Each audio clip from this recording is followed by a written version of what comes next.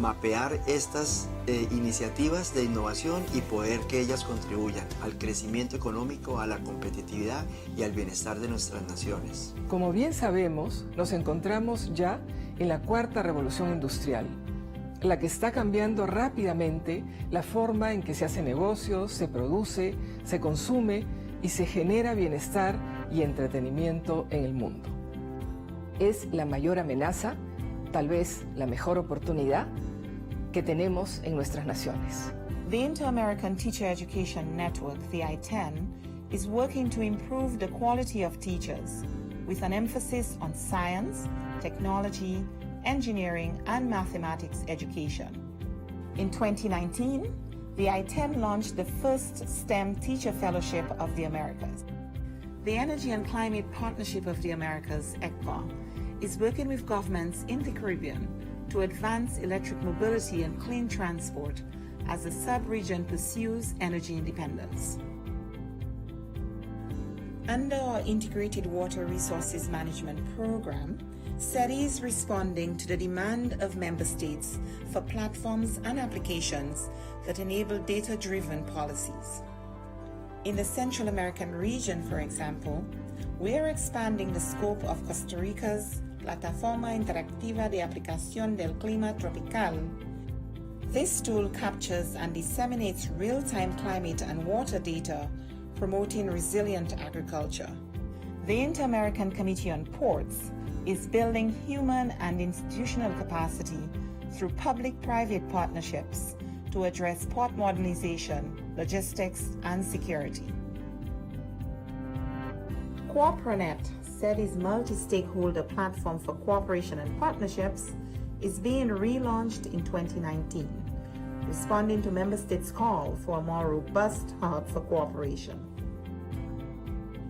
In a region where 8 out of 10 consumers begin or end their shopping process online, SETI has entered into a partnership with the private sector.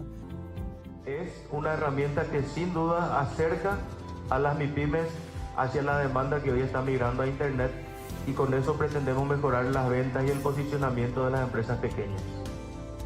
As we look to the future, the Executive Secretariat for Integral Development will continue to leverage cooperation and partnerships to expand our reach, proving that together we are much more than the sum of our 34 member states.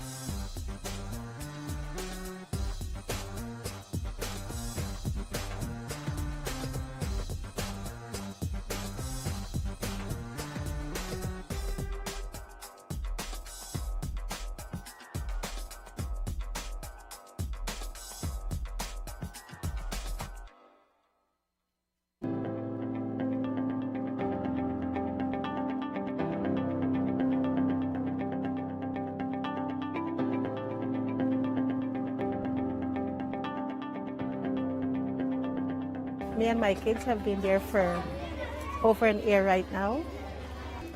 And children are friends. It doesn't matter where they come from.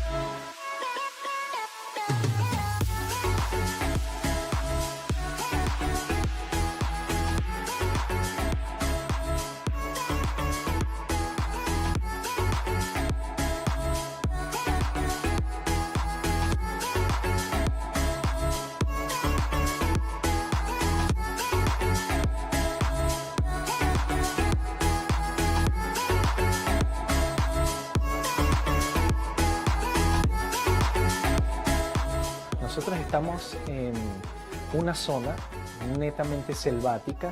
La línea de adyacencia va desde el norte hasta el sur, va desde Modesto Méndez hasta Aguas Turbias, tanto en el norte como en el sur. Esta línea tiene 215 kilómetros de extensión.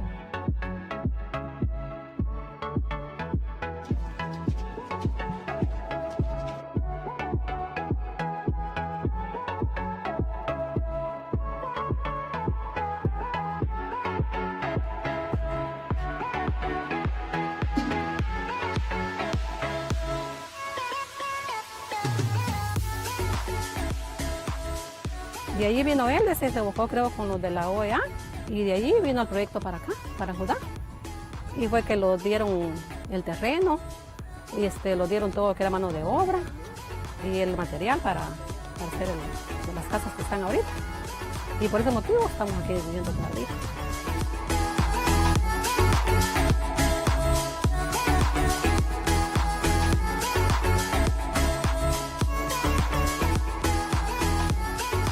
La misión continúa trabajando en la implementación de medidas de fomento de la confianza mientras aguarda el resultado del reclamo que está atendiendo la Corte Internacional de Justicia por la disputa marítima, territorial e insular.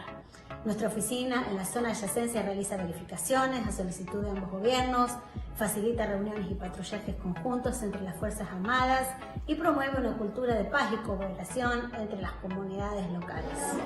Children will be children, and they have harmony. They don't see each other as a different country, but they see each other that they're growing together.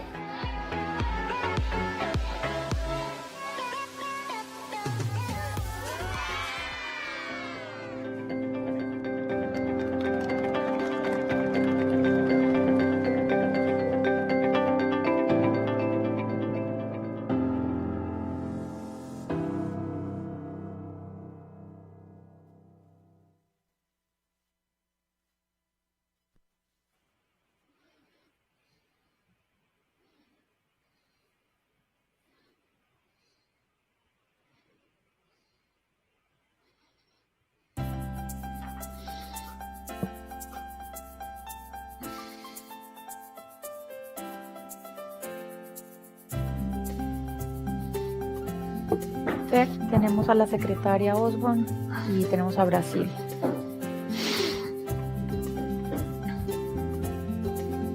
Al señor Mamani se quedó conectado. Señor Mamani, ¿se puede hacer release mic?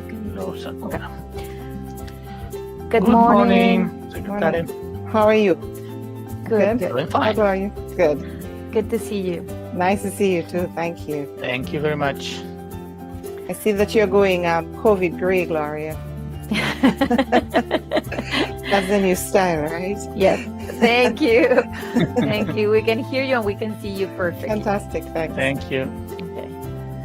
Brasil. Senhora Tusco, bom dia. Bom dia, tudo bem? Tudo bem. Conseguem me ouvir bem? Perfeito. Ver bem? Muito bem. Ótimo. Muchas gracias. Muito obrigado. Obrigada, gracias. Se han comprometido con estos valores a través de instrumentos legales como la Carta Democrática Interamericana, la Convención Americana de Derechos Humanos y todas Good las morning. demás For those convenciones of you connected, if you could please request to speak so we can keep verifying quorum. Debemos ser objetivos. Buenos días para aquellas delegaciones que se encuentran conectadas. Por favor, solicitar la palabra para verificar En quórum. esos casos no podemos. Tenemos a Panamá y Grenada. Hola. Embajadora, buenos Ahora, días. Quórum, Panamá presente. ¿Cómo Muchas están? gracias, embajadora. gracias.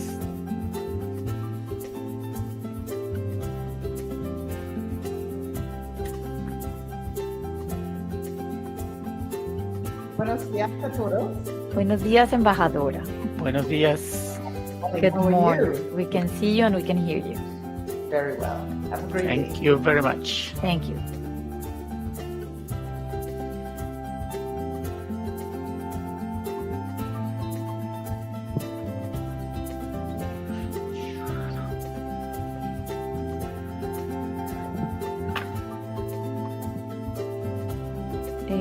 Veo al señor Fernando Lobo.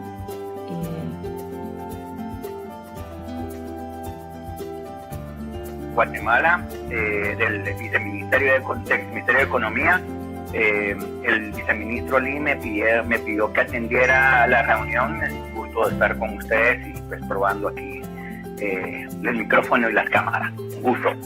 Muy bien, señor Lobo, muchas gracias. Perfecto, muchas gracias.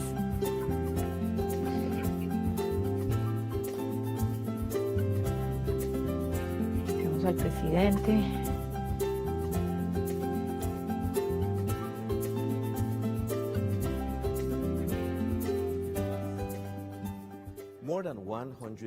Buenos días, ¿qué tal? ¿Cómo están? Embajador, buenos días. Gusto de verlo. Muchas gracias. Aquí estamos, pues un saludo. Espero que se encuentren muy bien. Si pudiera bajar un poco la cámara, porque lo veo muy abajo. Un poquito solamente. A ver si un poco exacto, que no se vaya a cortar. Que no se corte la imagen de atrás. Ahí se fue mucho. Se fue. Un poquito más. Un poquito más arriba. Creo que aquí. Ahí estaría. Sí. Bastante bien, sí. Sí. Y ahí lo vemos un poco tal vez, para que se vea el marco de la... Ok. Ahí quedó un poco más. Bueno, ahí sí. Ahí. Ahí, perfecto. Ahí está perfecto. Ese es el punto perfecto. Muy bien. Muchas gracias.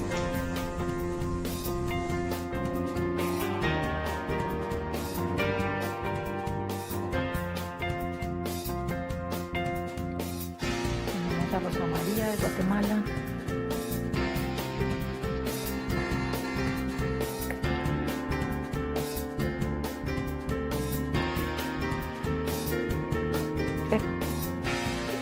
¿Le puedes dar la palabra a Guatemala, por favor? La se la di, pero no. Ah, perdón.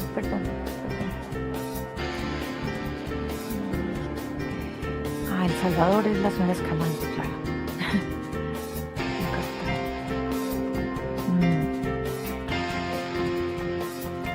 Señora Escalante, buenos días. Buenos días, solo para hacer quórum. Perfecto. Muchísimas gracias. Escuchamos, se ve muy bien.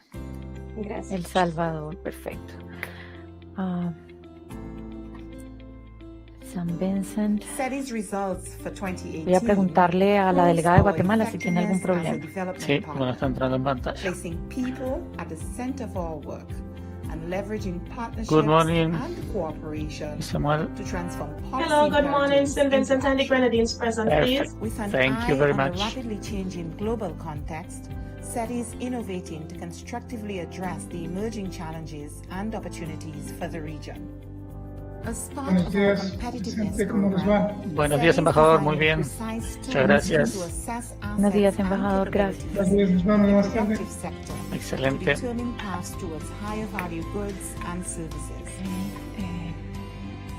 our flagship program for partnerships, the Americas Competitiveness Exchange on Innovation and Entrepreneurship, the OAS, will continue to leverage good practices and the power of networks to increase trade and investment in the region.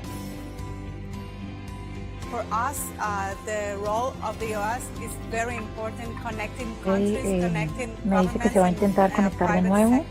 and letting us know what other countries are doing it and how we can replicate that in our countries to enhance development. For me, who has come here to look at how can we develop our own ecosystem, our own innovation hubs, our own accelerators, I think seeing this, touching, feeling, seeing the transformation, seeing how quickly you made it happen, is a testament to what is possible. Voy a hacer un refresh rapidito. Gracias. Ya vuelvo. The Working Group of Experts on Subnational Competitiveness, the GTEX, is our gateway program to promote local economic competitiveness policies alongside municipal and state-level governments. Gloria, have the speakers connected? Yes, Ambassador. Secretary Osborne, I'm sorry. Everybody's there? We are still missing one person.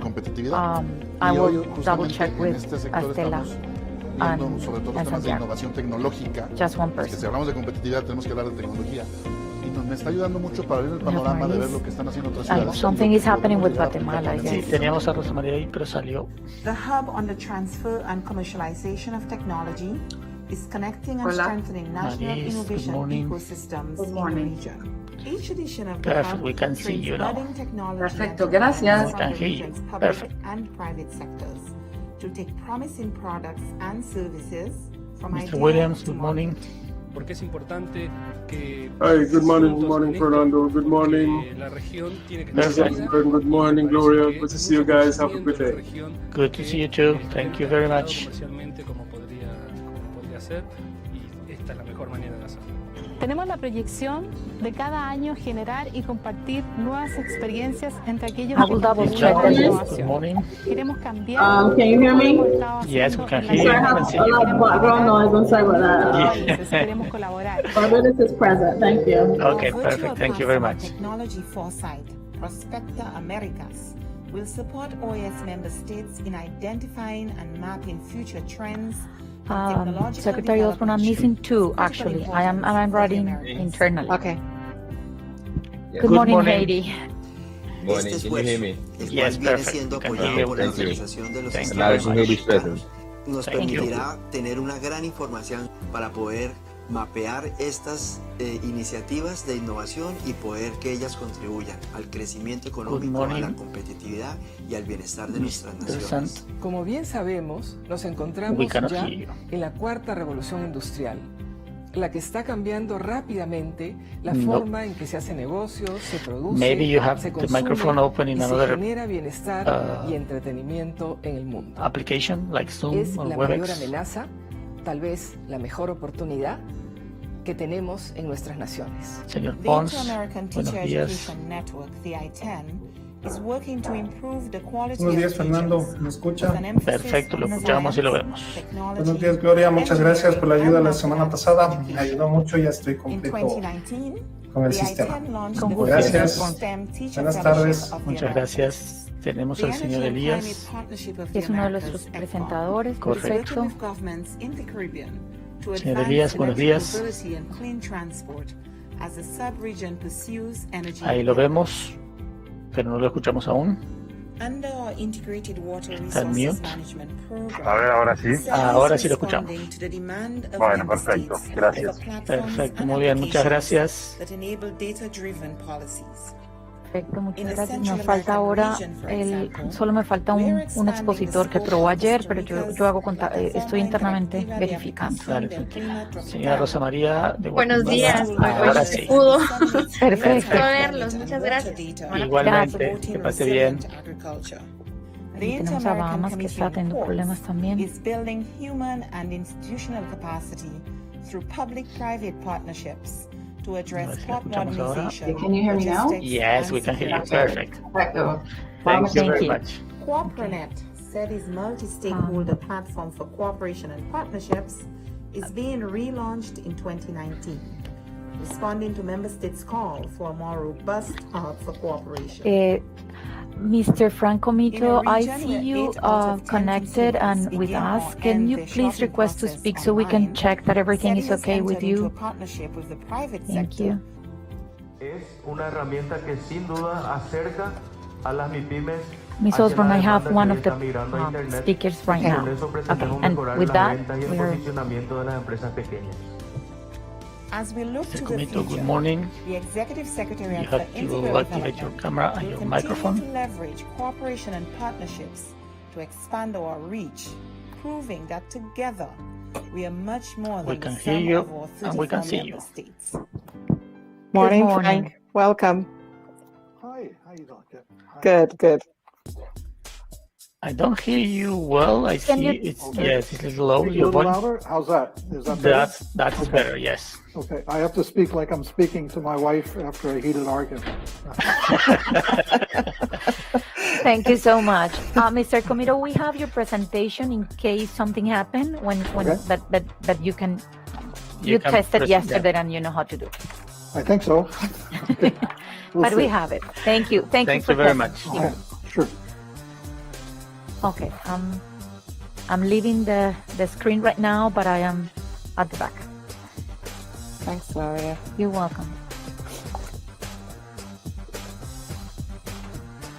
Señora María Fernanda, buenos días. Buenos días, ¿me ven? Perfecto, ahí la vemos y la escuchamos. Perfecto, gracias. Muchas gracias. Tenemos al señor Elías nuevamente. Señor Elías. Sí, le decía que le quería preguntar porque no podía ni apagar la cámara ni apagar el micrófono. No, presionando el botón que dice Release Mic o dejar micrófono, ahí lo saca de pantalla, pero lo deja en la reunión. Cuando le toque el turno, solicita la palabra nuevamente, como lo hizo ahora, y ahí le da el permiso para activar cámara y micrófono. Ah, perfecto. Gracias. No, por nada. Perfecto, muchas gracias.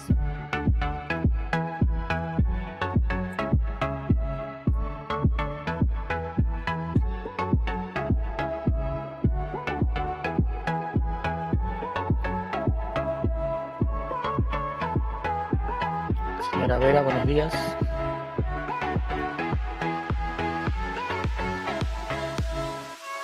Hola Fernando. Buen día, perfecto, la escuchamos y la vemos. Hola Estela, embajador Cordero. Ya estamos para el foro. Gracias. Muchas gracias. Buen día Carolina, ¿cómo estás? Un saludo a la embajadora. Ok, gracias.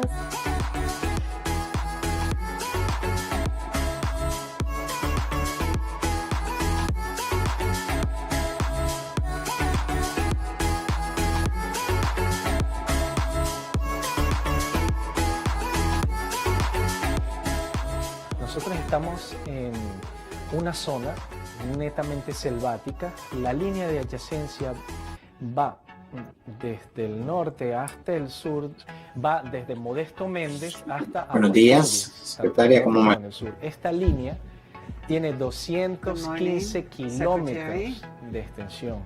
It's a pleasure to say good morning to you. Now that it's 10, I'd like to know whether we have a statutory quorum to begin our meeting. Very well. Now that we have a quorum, I'd like to say good morning to all my colleagues, Executive Osborne. Thank you for being here at this meeting of the Inter-American Council for Integral Development. I'd like to ask the Executive Secretary to read the list of delegations who are here in alphabetical order. We have Bahamas, Barbados, Bolivia, Brazil, Costa Rica, Ecuador, El Salvador, Grenada, Guatemala, Guyana, Haiti, Honduras, Jamaica, Mexico, Panama, Paraguay, St. Vincent and the Grenadines, Suriname, and Uruguay. Thank you, Chair. Muchas gracias. Thank you very much.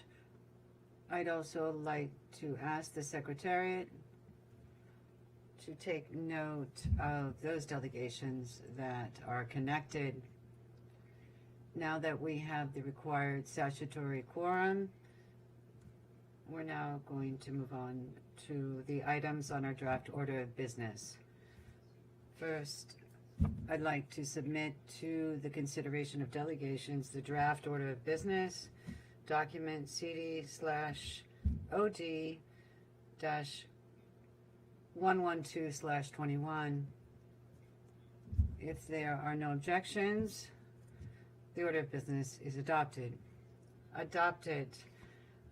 The main issue that we're dealing with this morning has to do with the business sector, small and medium-sized enterprises, and the tourism sector in the hemisphere. I'd like to thank Ms. Ilka Aguilar, Mr. Frank Comito, Mr. Aldo Alias, and Mr. David Cabrera, our special guests.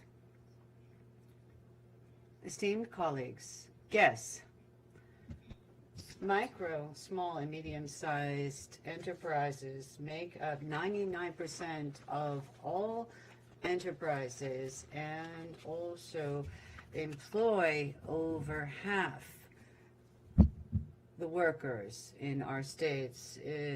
Their contribution to our economy and to our societies is fundamental for the stability of our inhabitants.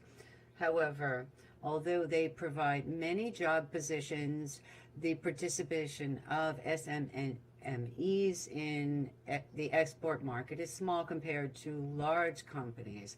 The problem of their productivity and their lack of presence in the export market has to do with their competitiveness, adequate management, and also IT. The problems of competitiveness also are a challenge for the survival of our small businesses. Indeed, the survival of the businesses beyond the first few years of operations are challenged when there are crises, be those weather-related, health-related, or others, as in the case of COVID-19. Therefore, the plans for continuity of activities need to be well integrated into the daily operations of these small businesses. Therefore, it is recognized that tourism is one of the main industries in the world and is one of the most important sources for employment and also earnings. The intensive nature of labor in the tourism sector and its capacity to create new jobs and employment and other opportunities means that we are all dependent on this sector. Furthermore, tourism provides opportunities to diversify local economies and allows for the creation of small businesses. Many of them belong to women. For that reason, to ensure that tourism businesses can overcome crises continues to be a priority for policymakers. Also, we recognize the importance of cooperation between regional and international organizations to be able to support these efforts. Unfortunately, recent natural disasters in the Americas and their repercussions on the tourism sector have shown the need to have greater coordination between regional and international organizations and those who are policymakers so that we can build resilience and support these activities. In that regard, projects such as creating resilience to disasters in the Caribbean tourism sector is being implemented by SETI, and the idea is to provide technical assistance to small tourism businesses in the participating states in the Caribbean to be able to meet national and other kinds of challenges so that they continue to operate during catastrophes. Today, we have important representatives with us that work in the SME sector and the tourism sector. They will share experiences with us, and we will try to identify policies and measures which will allow for greater competitiveness and to also reinforce the operations of these businesses, as well as identify synergies and opportunities for collaboration between international, regional organizations and member states to support resilience and the continuity of SMEs operations. I would now like to invite Mrs. Ilka Aguilar, the Executive Secretary of the Central America Tourism Integration Secretariat, SICA, to speak. She has a degree in Public Relations from the University of Panama, a master's degree in e-tourism, marketing strategies, and marketing from the University of Barcelona in Spain. She also has a master's degree in logistics, international trade, and strategic management from the Latin American University for Foreign Trade. She also has worked for the Extremadura board as a commercial delegate in Panama. Ms. Aguilar, you have the floor. You are welcome, madam.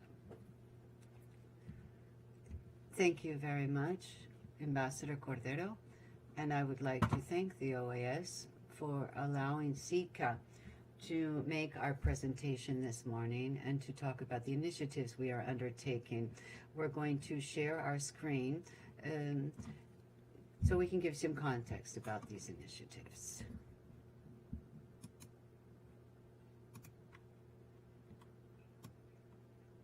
the message that we want to send to all of you who are here with us this morning are the efforts that we are making here at SICA so that we can support the SMEs in the tourism sector. What we're going to see this morning is just to give you some context so that we can understand the sector. We're going to talk about expected revenues, losses due to COVID-19, also unemployment due to the crisis, and the work we're doing now in order to strengthen resilience and synergies, focusing principally on regional tourism policies and the resilience and management of crises in the tourism sector.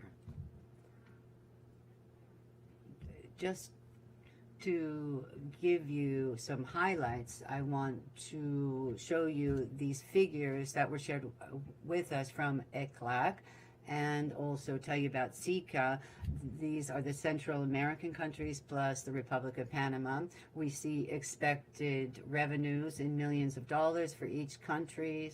Also, the losses of revenues, these are estimates, as well as loss of employment as a percentage of total people employed. We believe it will be $16.9 billion in losses. What are we doing in SICA to be able to counter this and to help overcome the situation? Now, with regard to the tourism sector's status, what we're doing and what the Tourism Council of Central America would like to do through SICA is to work with many sectors, because we need to work jointly and we need to do this in a multidimensional way. It is important to highlight that we are working with CEPREDINAC, that is the regional organization that coordinates prevention of natural disasters in Central America, so we can strengthen resilience in tourism destinations. We have signed an agreement with CEPREDINAC. Other initiatives that we have to do with sustainable quality and development, and so we are developing a kind of seal. It's called the SEEK seal, and this is for small and medium-sized enterprises. We have also coordinated jointly biosecurity modules and also different norms in this sense, because at this point, our experience has shown us that we need to address these security issues at a regional level. We also have a program to train auditors, because this seal as an institution has its inspectors and auditors, national, private, and public institutions through chambers of commerces, which also help us to strengthen SMEs. Another initiative we have is to improve tourism intelligence. What have we done in this framework? We have, for example, strengthened the satellite account for tourism. We have workshops for the public sector that are in the National Tourism Administration, so we can have robust statistics at a regional level. What is the next phase? The introduction of intelligent tourism destinations. This is using technology, everything that's virtual and digital at the tourism destination, so that we can have accessibility, governance, and sustainability. This is an exercise also that has to do with a pilot program. We did a study of what are the consumption trends for tourists at this time. What do they prefer? To travel alone with a family? Do they want to go to the beach? Do they want to go out to nature? Do they want long trips, short trips? Do they want to travel in their own country? And what expectations are there to travel internationally? And then we have another study, an e-commerce study. We did this jointly with ECLAC to try to have an assessment of e-commerce in the SMEs. Why? Because we know that large companies can be prepared for the situation. SMEs need support. And so this study just came out, and on the 4th of May, we're going to organize the webinar and talk about this study, and we're going to have some guidelines in this sense. Then we have a study of the impact of COVID on the value chain. In SICA, through the Inter-American Council, we are going forward with this, and we're looking at all the links in this value chain. We have tools for SMEs. This is a program to strengthen human talent, and we're going to be doing this beginning next month together with national tourism boards, so that we can give tools to SMEs with regard to marketing, advertising. We want to be able to design experiential kinds of tourism, and we've seen that tourists are looking for experiences. So we need to be able to prepare those experiences, that sensory kind of experience, which will allow tourists to have a full experience.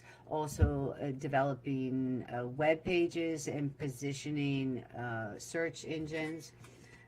And so we know that many businesses do not have those tools that could make them more competitive. And what we're trying to do with this program is to help them develop a web page and how they can position themselves regionally and digitally so that they can be more competitive. Then we have e-commerce and digital marketing and using social networks. It's important to highlight that in SICA, we are working with the Council of Women in Central America because gender is important in the work that we're undertaking. We are supporting, and we've signed an agreement to be able to have rural empowerment, especially for women in the tourism sector. We are doing this with the Council on Agriculture of Central America.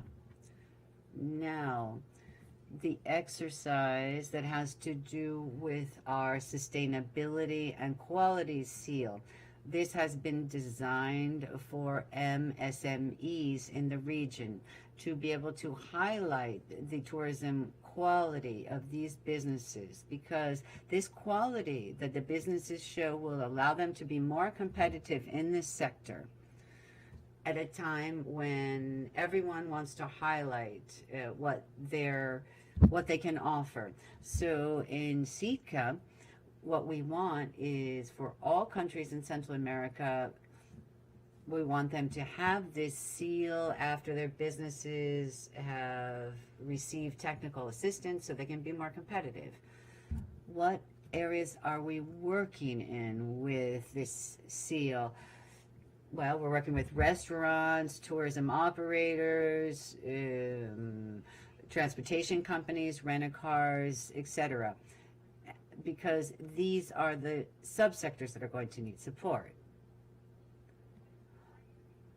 What are the 3 areas that are verified with the seal? For example, we have the operations, relationship to the environment, and social responsibility. We also have the module for biosecurity and resilience. And we're working with an institute in Honduras that works on tourism issues to develop this. Now, to conclude, I wanted to mention that we have strengthening of synergies and resilience. This is focused on the regional tourism policy. One of the important things that we've found in SICA is that we need to have this policy because tourism is cross-cutting. We have the opportunity to participate in the Central American integration system, and this will allow us to have a binding instrument through this policy. Tourism ministers have approved the roadmap for this tourism policy, and we hope it will be coming out in upcoming months. We have an agreement with CEPREDENAC in the framework of creating resilience mechanisms for tourism destinations, training to be able to acquire different kinds of tools, a map of risks at tourism destinations, and the two secretariats are looking into this. So thank you very much for your attention. I appreciate it. Muchas gracias. Thank you very much. Thank you, Ms. Aguilar, for your interesting presentation. I'd now like to give the floor to our next speaker. That's Mr. Frank Comito. He is the special advisor from the Caribbean Hotel and Tourism Association. Mr. Comito has more than 35 years experience in economic development, government affairs, project management, the labor force, research, crisis management, and also providing all kinds of support in the Bahamas, the United States, Virgin Islands, and the Caribbean region. Currently, he is working with different institutions and businesses as an advisor, especially those that have interests in the Caribbean region. Mr. Comito, you are welcome, and you have the floor, sir.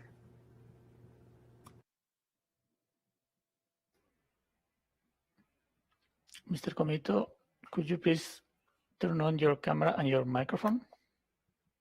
Okay. Thank you.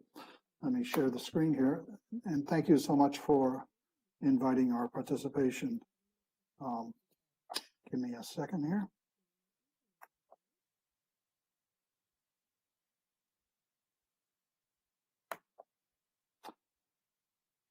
Are you able to see my screen? Not yet. Oh, yet. Not yet?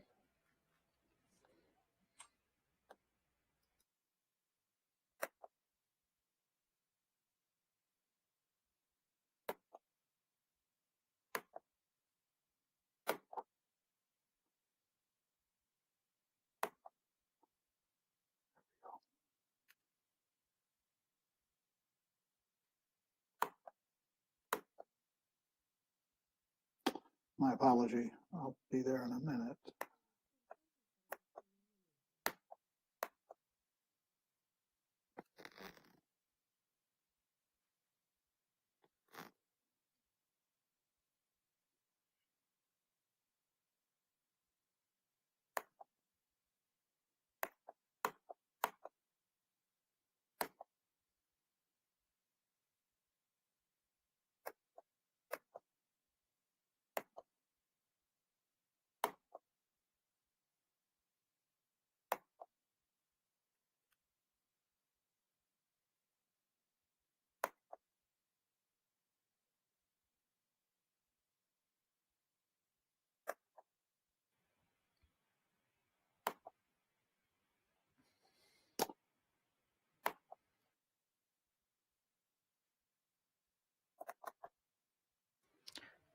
Mr. Comito, we cannot see the presentation. We just see a black screen. Trying to. If you prefer, I can share for you. Could we do that? Yes, I can share for you, and you just tell me next.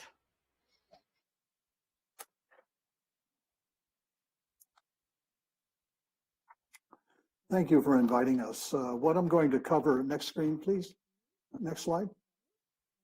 What we'll cover is we'll discuss the impact of the pandemic and crisis on Caribbean tourism and tourism-related MSMEs very briefly. Speak a little bit about policies and measures that could mitigate disruptions coming out of the crisis and enhance competitiveness and strengthen business continuity. speak to technical cooperation, some proven tools that have existed and we've drawn on over the years and we can draw on into the future to support policy changes and strengthen resilience, and then also speak to collaborative opportunities to support that resilience and business continuity of MSMEs. Next slide, please. Overall, at a macro level, the Caribbean has been severely impacted. We lost in 2020 1.7 million jobs, and 61% of their jobs in the tourism industry. We are seeing that a recovery, slow recovery in the past couple of months in particular. It's had an impact of $36 billion in travel and tourism revenue losses, affecting 62% decline regionally in GDP loss, and global arrivals have dropped dramatically as well. So according to the World Travel and Tourism Council, if we do very little, if there's no improvement, this is where we'll stand coming through this year. But we're very hopeful that we're mitigating a number of those things with a number of initiatives, which mostly I won't go into today because they're more policy readiness types of initiatives at a macro level regionally. Next slide, please. We need to learn from our past. If you look here, the recovery process, we have learned from 2000 with all of the various support. Some of the support has come from OAS on hurricane readiness, manuals that they helped us to develop as an industry a number of years ago, and then corresponding workshops and the training and the ongoing initiatives that we put in place for business to encourage businesses development of hurricane readiness procedures. All of that has helped to shorten the recovery time over the past 20 years. 20 years ago, it would take about 4 years to recover, 4 to 5 years to recover from a natural disaster, and that's less than half now for our industry at least, because of all of these mitigation and readiness types of initiatives. And you'll see here that we're continuing to shorten that, but it does take a collaborative effort to be able to shorten that window and accelerate recovery. Next slide, please.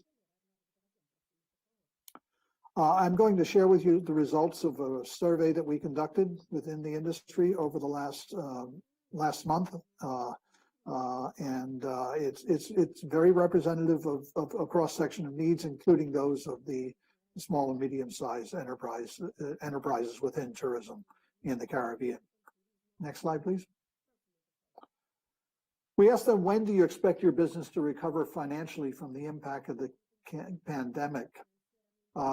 And you'll see here that most of them are in that realm from a year and a half from now going further. And we need to shorten the recovery period, and with a variety of mitigation efforts and economic stimulation efforts, we believe that we can. But that was the sentiment of the business community, that it's going to take quite a bit of time yet to be able to financially recover. Next slide, please. But we all know that some businesses won't recover. How likely is your business to permanently close as a result of the pandemic? This shows tremendous vulnerability. While 5% said that they were highly likely not to permanently close, and 9% indicated they were likely to permanently close. That possibility realm is one that's of great concern as well, the 37%, which means that we've got to do a whole lot to try to minimize that area of vulnerability. Next slide, please. We asked them to estimate their company's revenue lost against budget forecasts prior to the pandemic, which occurred in 2020. Now, this should be looked at in context as well, because in 2020, January, February, and the first week in March were among the best performance months of area for tourism in the Caribbean, and we had a very robust time. So this down 74% in revenue loss is even further mitigated when one looks at the impact taking out the 9 weeks of fairly good activity in 2020. So this impact was severe on revenue loss. Next slide, please. We asked the business to please identify those areas where your operating costs have increased or are expected to increase as a result of implementing health safety protocols due to the pandemic. So not only have we seen revenue loss, but in order to prepare for the future, all of these businesses are needing to also incur additional expenses to ensure the health safety. And you can see here the range of kinds of things, with the highest cost being in purchase of personal protection equipment and supplies for employees and guests, and then retrofitting and modifying their business operations and procedures and so on to address health safety. So in that context, we know that there's a number of other challenges that the industry has faced. In addition to revenue loss, there's expense increases in expenses. Next slide, please. We asked if they have received tax or duty relief to support purchase of new health safety related equipment, material, and supplies. And surprisingly, only 11% indicated that they have, which means that there's great opportunity there to encourage policies which help to reduce that cost, that added cost of recovery. Next slide, please. We asked them to indicate the level of importance they place on the following stimulus measures, and I've highlighted some of those that I think are relevant to our discussion. They need to see an increase in marketing and public relations efforts to stimulate the return of tourism. And I want to emphasize public relations, because when we speak to SMEs and MSMEs, particularly the area of public relations is a great opportunity, because they have tremendous appeal in the tourism sector in the kinds of unique product and experiential types of product, the local produced product and so on, which has a lot of media appeal and doesn't cost much to promote. So that public relations part is there very intentionally and should be given consideration in helping to facilitate their recovery, getting low cost or free kinds of promotions for them to help stimulate recovery. They felt they needed unemployment support for furloughed employees. There's been a good deal of that by the governments in the region, but that level of support ran out in many areas early on. So there's a tremendous amount of vulnerability out there. I don't have the slide here on it, but a number of employers did support and continue to support at their cost, their personal expense, the retaining of employees at some level. Utilities and electricity relief support, banks support with banks on soft loans and low interest types of loans, tax relief, tax credits, a range of kinds of things related to that, and also being able to negotiate better arrangements with suppliers. Next slide, please.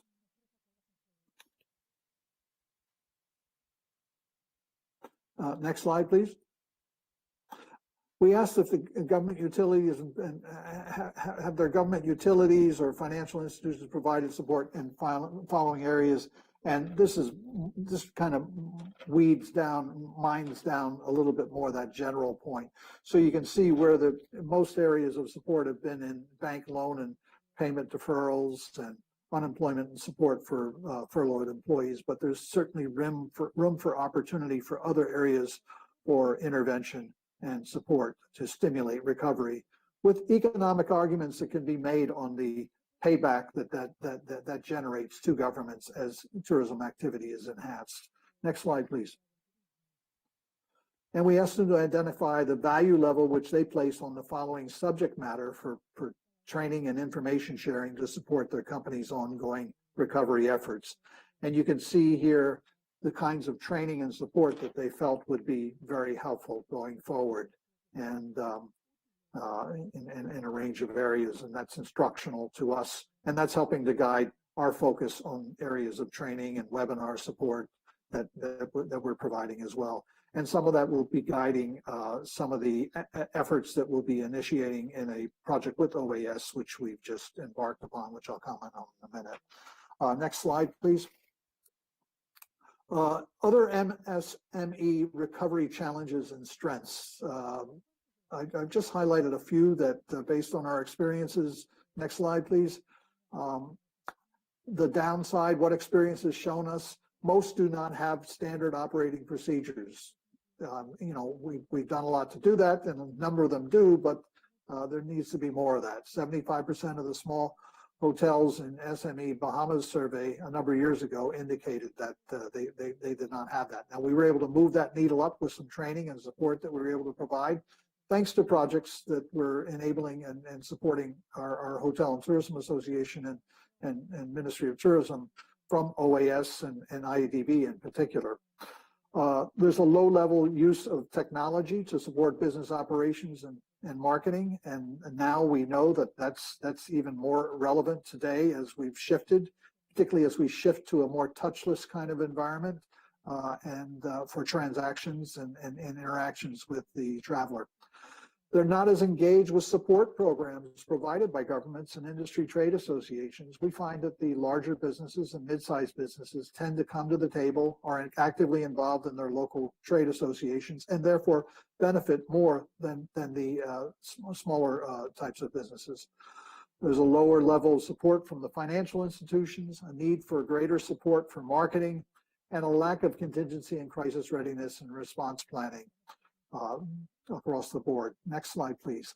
But there's an upside as well. These businesses are readily adaptable. Small can make for one being more nimble and able to respond faster. They're influential politically as well. When part of a collective effort, like through trade associations or task forces, governments tend to listen to MSMEs even more so than they listen to large businesses, and they don't understand fully the power, if they're part of a collective, to be able to influence things on their behalf. They're personal, so they have closer relationships with customers and potential customers, allowing for quicker and more responsive connections following a crisis. They're experiential, which is key right now because that's where our customer base is moving. In tourism, they often offer customers experiential opportunities like community-based tourism, connecting with nature, culture, culinary, arts, crafts, and so on, and tapping into the desire by some customers who want to help locals to recover from crisis. And finally, an upside observation is the support mechanisms. Locally, regionally, globally, public and private sector institutions and multilateral organizations have support mechanisms in place there for them that need to be tapped into better. Next slide, please. I'm wrapping up here. Examples of past and present multilateral interventions which have played a key role in MSME resiliency based on our experience at CHDA and my earlier experience at the national level with the Bahamas Hotel and Tourism Association. Next slide, please. These have included the OAS Small Hotels Support Project, which was 20 years ago. We drew on that, working with CHDA and BHDA to do a lot of training and developmental kinds of support for small hotels, which got tremendous reaction. The OAS Hurricane and Disaster Readiness and Response Programs, working with CHDA and CTO, have had a tremendous positive impact on what we've been able to do on readiness and shortening that recovery time that I mentioned earlier. IADB has supported energy efficiency projects, working with public and private sector organizations. In the region, IADB has supported small hotels and tourism cluster projects, and a very extensive one, which I work with them on in the Bahamas. And the Caribbean Development Bank has been supporting community-based tourism initiatives, working with CTO. So there's great examples of collaborative initiatives, and particularly with multilateral support, which has had an impact. Next slide, please. Next slide, please.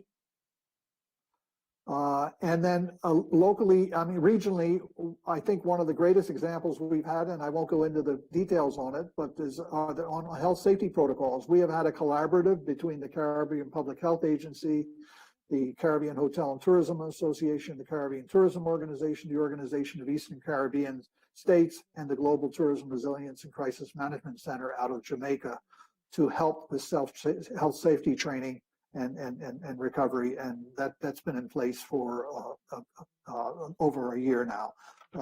Next slide, please.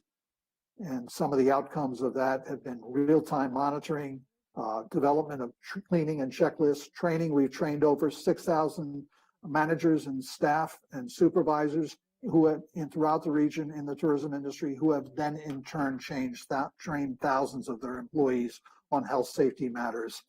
And a number of mechanisms that are in place to be able to help support that, support this overall effort, including health safety assurance stamps, monitoring systems, online monitoring systems, an app for travelers to be able to get information readily about their destination and some of the health safety matters around that. So as I'm wrapping up here, next slide, please. Looking ahead to expedite tourism's MSMEs and a path to recovery, crisis is an opportunity. And the recovery focus really it has been focused around helping to create more business-friendly policies to support the recovery, improving the traveler's experience, particularly around health safety, and promoting unique and personalized experiences, which many of our MSMEs are built upon. Public relations and marketing, key to MSME recovery, well-positioned to appeal to no-cost, low-cost value of PR. Planning for the long term, making sure that lessons are learned from what we've gone through this past year to help build better recovery and contingency planning by MSMEs. That's essential, and we're really pleased to have engaged in a project with the OAS to help do that. We're doing some assessments on needs specifically over the coming months, and then we'll be doing some training and so on and orientation to help direct our policy and program initiatives at a company as well as at a destination level. Collaboration and leveraging key for all stakeholders in various ways, absolutely. And data-driven advocacy and personal connects, key to driving policies and initiatives to support resiliency and recovery and empowering our MSMEs to do a much better job as well, to be able to be part of those processes of advocacy. Thank you so much. Muchas gracias, señor Comito, por. Thank you very much for your fantastic presentation. I now have a pleasure to offer the floor to Mr. Aldo Elias, the president of the South American Association of Tourism Chambers. Mr. Elias is also the president of the Argentine Chamber of Tourism and the president of the Holistic Chamber of Quality in Argentina, and second vice president of the Argentine Association of Tourism Hotels. Thanks to his opinion and the proactive action for the development of tourism in Argentina, he has positioned himself as one of the biggest references of private activity in his country. Mr. Elias, you are very welcome, and I now give you the floor. Thank you very much, Ambassador. A very good morning to everyone. Thank you very much to Siri and to Alasedi for, in one way or other, giving us the opportunity to participate in this forum where we are all trying to find the best possible solution for the development of an activity which has been growing in the last 25 to 30 years and today has found an unfought break, and that has been taking more than a year now and forces us in many of our countries of the region to rethink how the tourism activity will be and how we will be able to revisit this scenario, which shows ourselves, at the very least, with tons of difficulty. FEDESUR, which is the South American Federation of Chambers of Tourism, to develop common policies in the private sector in this region, bearing in mind that the scenario which the development of this activity shows us clearly directs to regionalization. We cannot continue to think as we have done until a certain amount of time ago, but countries individually would be able to have the necessary support in order to be able to develop an activity which should be a state policy in most of the countries surrounding us. And that, above all, suggests to us the need and the reality to work in synergy in order to be able to coincide with policies for the promotion, policies to facilitate in order to have activities to unify all the rules for tourists which might be visiting us, and that in fact show us the path we must follow. We have been working now for many years before FEDESUR was created, and once it was created 3 years ago, we have interacted with governments in our countries. We have started to generate policies that are commonly applied. As an example, I may mention the possibility of having worked between Argentina, Chile in common spaces for the promotion of vacations, and together with the idea of selling one single product to sell the region of the Americas, and in that manner to strongly work in everything which is related to the sustainability and the development of each one of the companies in this sector. We are in a very difficult moment. So, as I was saying at the beginning, we are in a moment where we will have to be working as a team, simplifying to the highest possibility everything that has to the arrivals in countries with visas. One of the aspects that we are also developing with Chile was exactly to see the validation of visas that, for example, from China were obtained to visit Chile or to visit Argentina. Any Chinese citizen who wished to obtain a visa to visit Chile has free access to Argentina, and any Chinese citizen who obtains a visa to visit Argentina has free access to Chile without the need to request a second visa. This is an example which I believe must be the clearest one between the interaction of a public and private sector, which in a different manner position everything that we have been working on so far, and which is something that we could summarize, that is activities which were very difficult, the management which caused many difficulties for tourists, and that in one way or another ended up reducing the possibility of traveling to the region and in all the countries which could be included in, due to the simple fact because of making it easier for them to have access to visas. With this scenario and the situation that COVID-19 puts upon us, we believe that it is crucial to permanently interact in everything which is related to the future development of the conditions in which we will be restarting the tourism activity.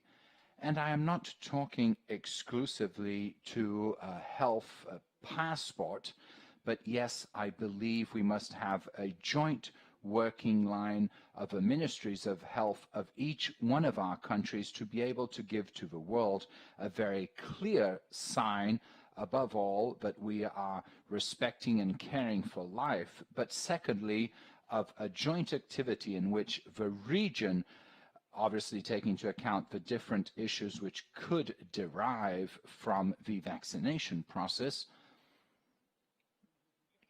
that they might simplify as best possible all the issues which are related to the arrival and all the conditions for each and every one of the countries. That is why it is very important for us to generate meetings, I have to say virtual today, but I hope that in a very short future they might be in person, meetings which allow us to work on this line of action to see what would be the situation. We are all countries that count with a big capital, which is to have enormous destinations of nature. These nature destinations will position ourselves as differently at a global level, and for this we must be prepared.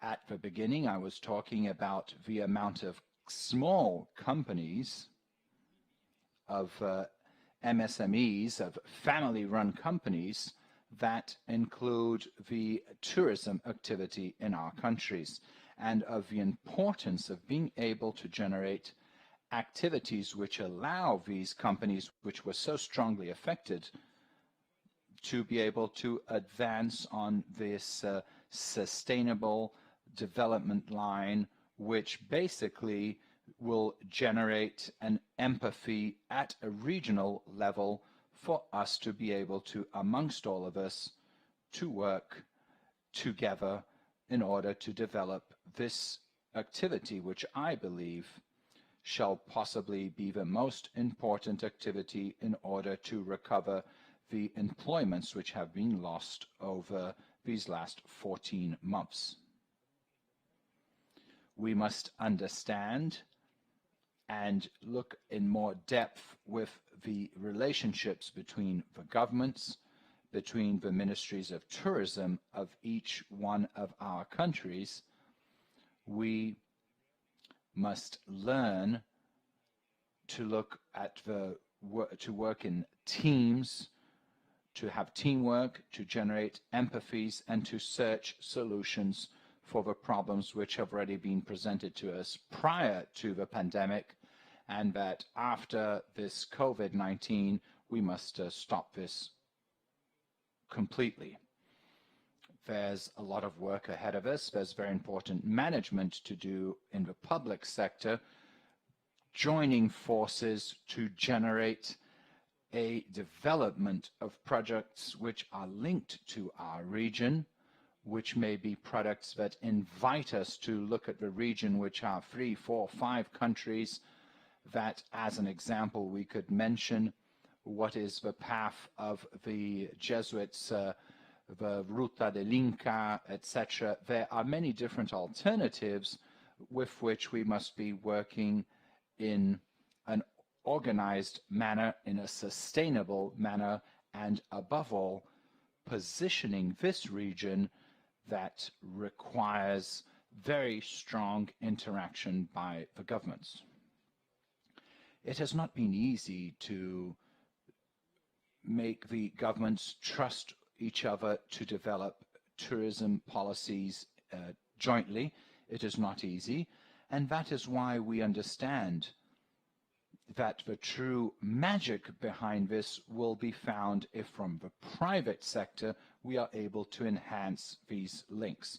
If in the private sector we find union points and points where we can anchor policies which are crucial in order to develop the tools which will allow all of these SMEs to recover this vertical, and in order to develop plans which in one way or another are able to allow us to reposition our region, and that will allow us to be solid in order to promote this destination. I do not have much more to say. I'd just like to thank you for the possibility to participate in this meeting, and I'm open to any questions you may have at the end. Thank you. Thank you very much, Mr. Elias, for your words. The last presenter is Mr. David Cabrera, the Executive Inter-Executive Executive for the promotion of SMEs in Central America. Mr. Cabrera is formed in marketing and commercial management and has a master's in management activities. He has over 20 years of experience in preparing this activity, having developed his work in many different continents and multinational companies. Mr. Cabrera has led projects for positioning, differentiation, competitive advantage, and internationalization of products and services in Latin America, Europe, and the United States. In the last 5 years, he has worked to have a competitive advantage of over 300 companies in the Central American region. He has promoted consultancies and public activities in multilateral organizations. Mr. Cabrera, you are very welcome. Thank you very much, Ambassador Cordero, for the invitation. A very warm greeting to all the ambassadors of this commission and to the Executive Secretary, and a very warm greeting to the Director of ANPIMI, Mr. Oscar Rotter, and also the President of Panama and the Association of SMEs of Guatemala and the Vice Minister and Director and of Guatemala. I would like to share with you my screen in order to be able to use this presentation. And I believe you can now see my presentation on the screen. From Sempromipe, since the pandemic arrived, we have worked together with the General Secretariat and the initiative of the countries that in the month of March of 2020 generated a regional contingency plan with very strategic axes, which were to look at health and management, sales and finance, and justice and migration. Exactly on this item 2.1 of trade, we see that the national institutions are requested to see a proposal to have economic reactivation in order to strengthen dynamic enterprises and to generate regional value chains and other electronic trade, which allows us to strengthen the process for the recovery.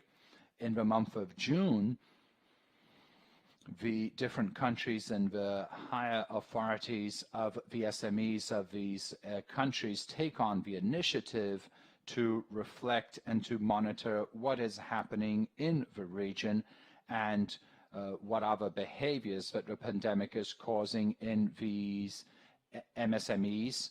This is a challenge which is multidimensional and multivariable.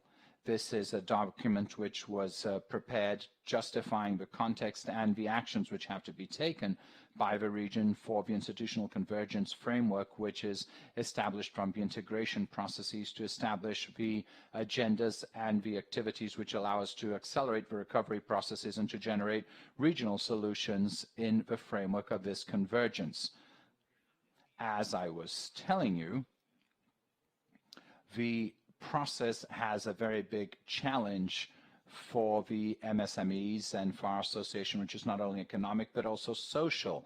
Therefore, our guidelines have a very clear front with 5 variables from an economic and a social standpoint, which are linked to the behavioral changes of consumers and the radical changes in the way businesses are conducted, and also to look at the sector where over 80% of the MSMEs in the region, to a bigger or low extent, because of the lockdowns which have been determined by each of the countries, have been affected in their commercial operations, the reduction of the availability of products because of the rupture of the global value chains and the difficulties at a global level which have been established for the availability of raw materials, a very big reduction of the liquidity of companies in order to generate investments and recovery processes and to be able to face this situation.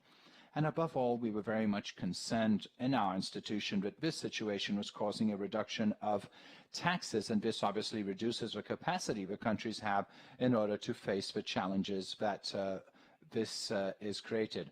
From a social standpoint, it is very clear, as the speakers before me have mentioned, the increase of unemployment, the increase of informal employment because of a loss of purchasing power of many of the workers, also a reduction of the coverages that the companies establish, such as, for example, salaries, and also the increase of inequities that the region has been very clear, especially the inequities related to women compared to domestic violence and a reduction of corporate relations in this region.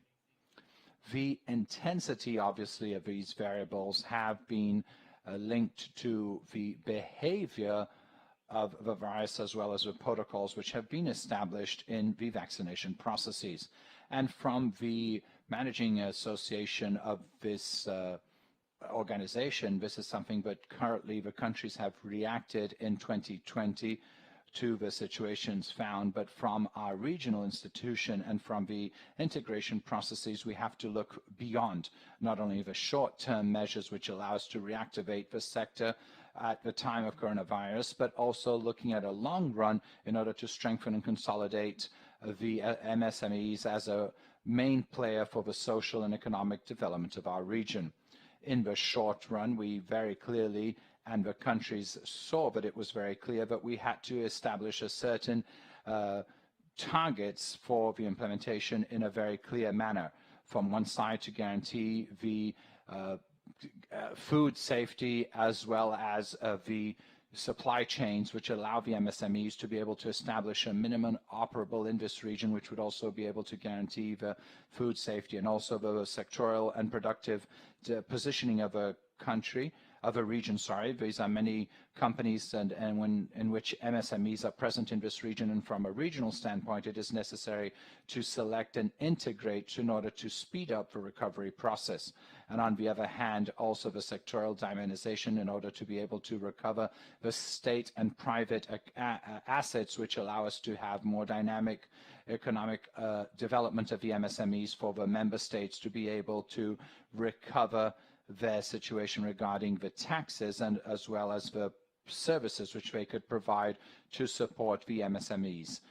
Through all the regional instruments which we have, which have been approved by the presidents of the countries, and in the very strict coordination, as the Secretariat was talking to us, or together with the different instances of this region, which allow us to do this activity much more carefully.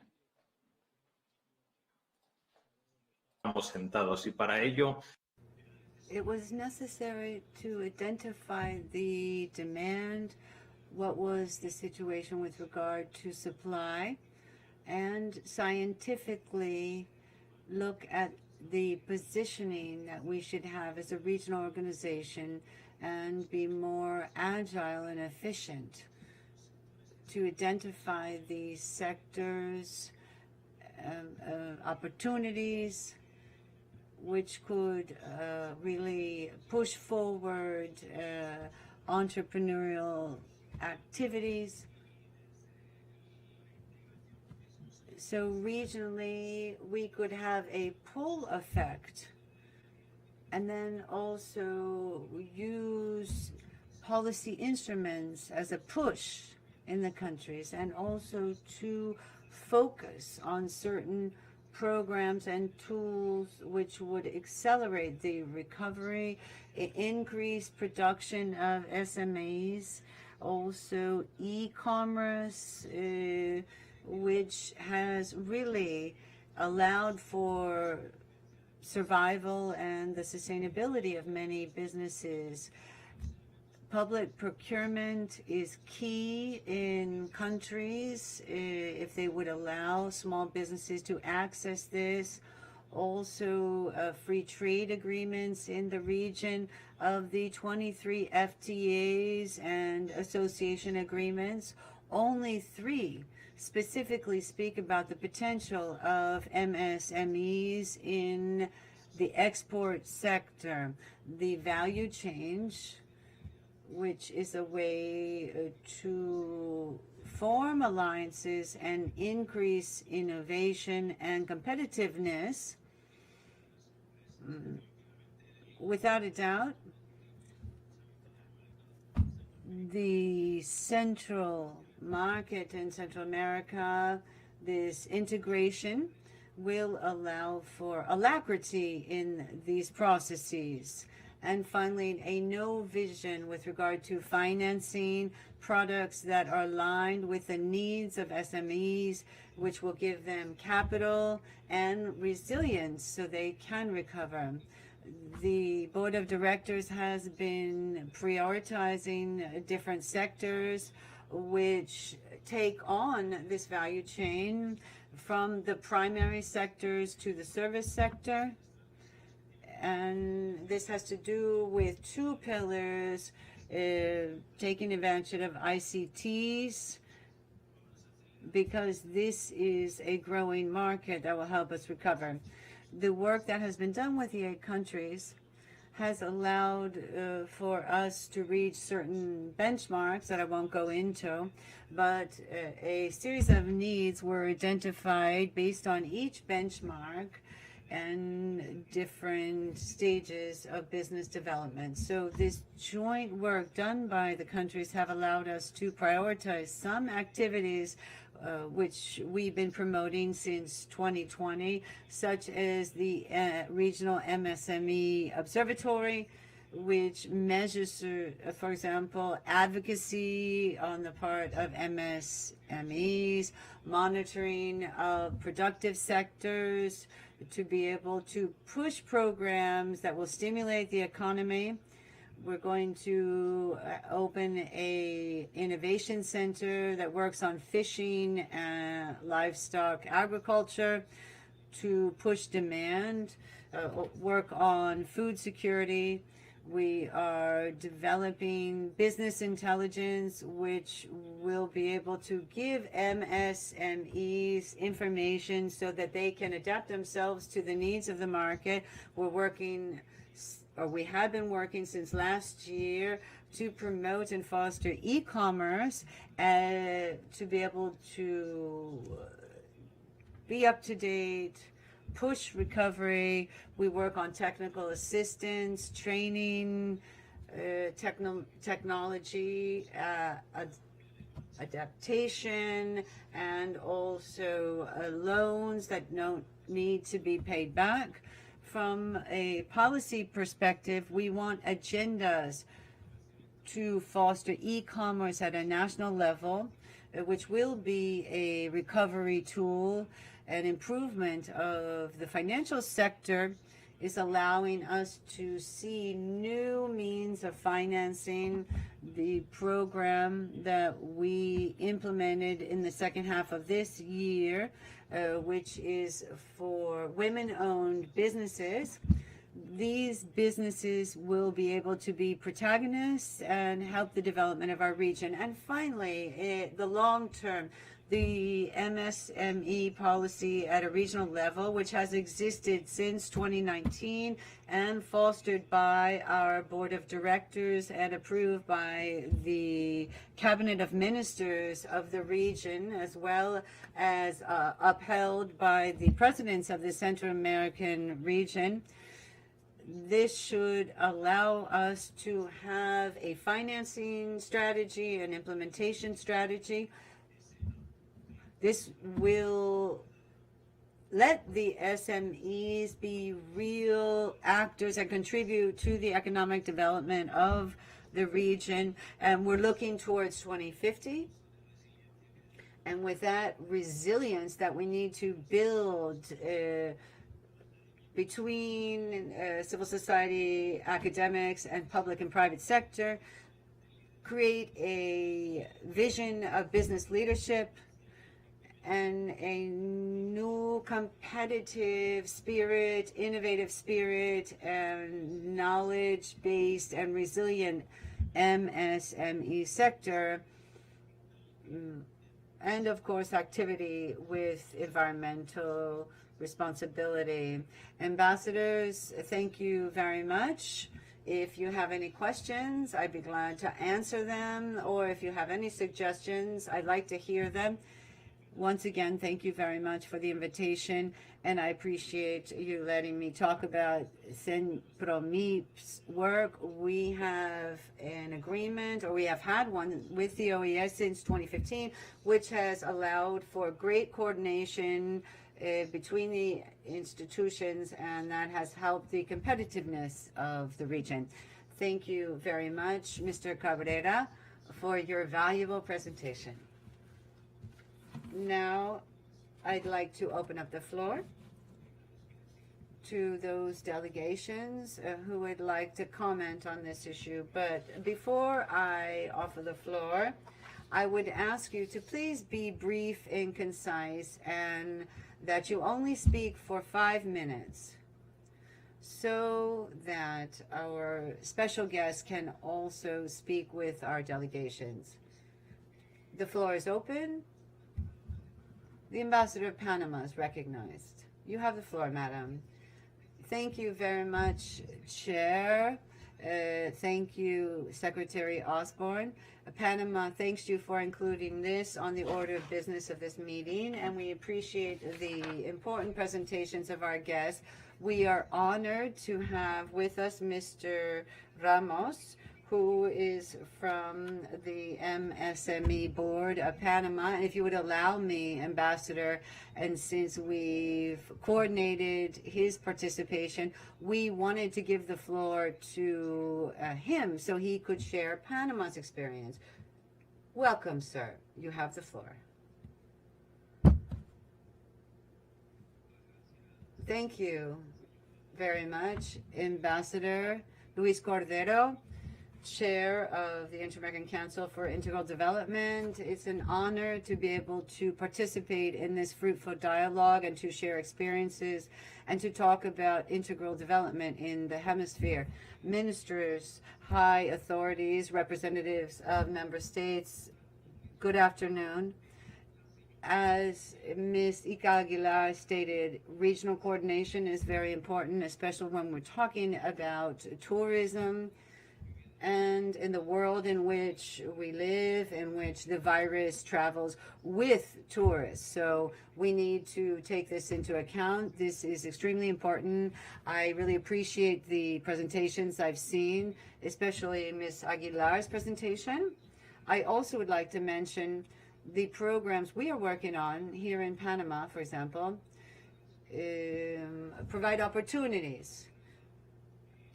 As mentioned by Mr. Comito, these are based on training. That's what we need, and that's what micro businesses are asking for to be able to move forward. Then we have training, and then we have the monetary part. This gives businesses an opportunity to present to financial institutions an investment plan or business plan so that they can survive this crisis. This plan here in Panama has had great results. We are providing loan guarantees for millions of dollars a month, which is 60% more guarantees than the average during the last 5 years, so 60 times more. This is very important. But what is more important is that we're training many more people in these new ways of marketing themselves to open markets. As already mentioned by Mr. Cabrera, these new marketing channels are key for the success of our businesses. We've seen that through this program, we can increase the probability of success of the MSMEs. And this is no secret that micro businesses have a very limited success rate. In other words, 25% of businesses that go into the market, of all of them, only 25% survive beyond 2 years. But when we have programs, when we have seed capital, and we give opportunities through these programs that are aimed at these kinds of businesses to ensure their access to financing, but also access to other things, not just funds, so that they can have more effective business management to find marketing channels, which are absolutely imperative today. Things that we have seen actually accelerated during the pandemic. So the businesses that have participated in these programs, well, their success rate goes up 85%. That's a significant increase.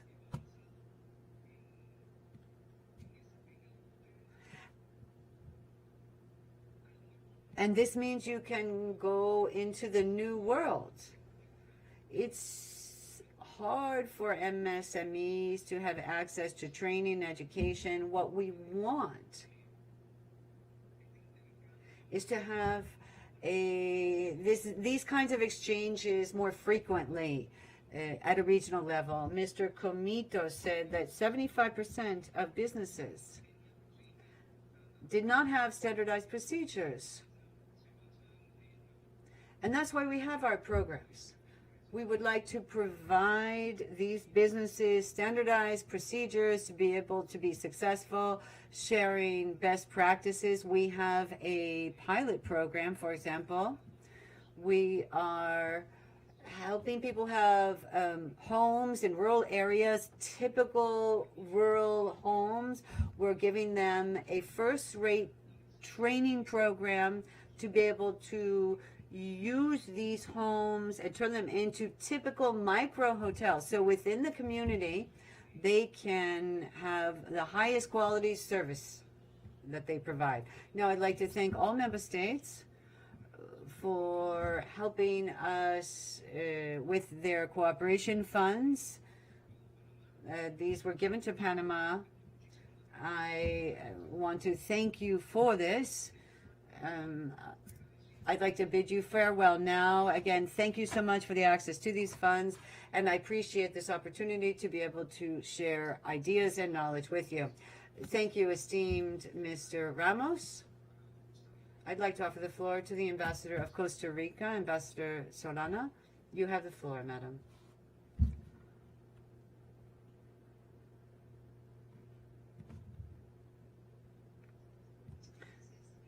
Thank you very much, Chair. Warm greetings for Secretary Osborne and everyone who is participating in this important meeting. We'd like to thank our experts for their compelling presentations. This topic is very important for the economic recovery of our region. We have suffered so much economically speaking. And with regard to this question, I wanted to refer to some national initiatives which are aimed at diversifying our economy, reducing vulnerabilities that we have seen during the crisis. Without a doubt, the pandemic shows that MSMEs need government support to be able to diversify their sources of revenue, such that our Ministry of Economy, Industry and Trade recognize this need, especially with regard to 4 key areas. This with regard to finance for work capital, simplification of bureaucracy, support to transform trade and innovation, and assistance for digital transformation, and also support for the value chain. Now, we have created a business plan 2030 under the Ministry of the Economy, and the aim is to implement actions through public agencies to be able to support private businesses. Now, together with the National Institute for Learning, today we have created 6 business development centers where entrepreneurs and MSMEs are given free training and advice by experts and based on their specific needs. Furthermore, tourism, we know it is one of the sectors that was the hardest hit by the pandemic.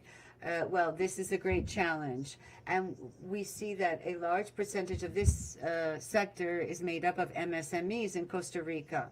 So with a tourism model based on innovation, inclusiveness, and sustainability, we are seeking the well-being of travelers, and we're looking at specific regions of our tourism, rural areas. Now, this delegation wanted to share with you 3 specific strategies that we have seen. One has to do with the rural strategy.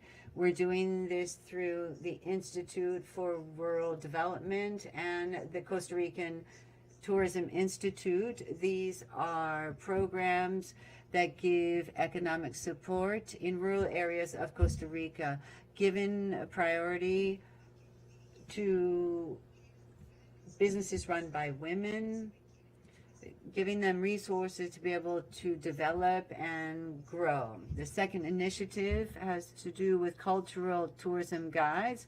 This is an invitation from the Ministry of Culture and the Tourism Institute, so domestic and international travelers discover the natural areas of Costa Rica with the help of guides, and this in many diverse regions. The governments of Paraguay, Germany, and Costa Rica have launched a joint program called Protected Areas, Strategic Areas, to promote sustainable tourism post-COVID-19. The idea is to strengthen tourism services in protected nature areas in Paraguay, Costa Rica, and other areas. This is supported by Germany, and this is to help have a green recovery, especially in coastal and rural regions. And if there are any questions, we'd like to share more details about this. From the working group that has to do with sustainable development and climate change in the tourism sector, Costa Rica, Colombia, together will work hard to be able to reach all the goals that we've laid out for ourselves. We want effective multilateralism, Chair. We want solutions based on nature to be able to address the serious economic, climate, and health crisis we are facing. Thank you very much, Chair. Thank you very much, Ambassador. I'd like to offer the floor to the Ambassador of El Salvador.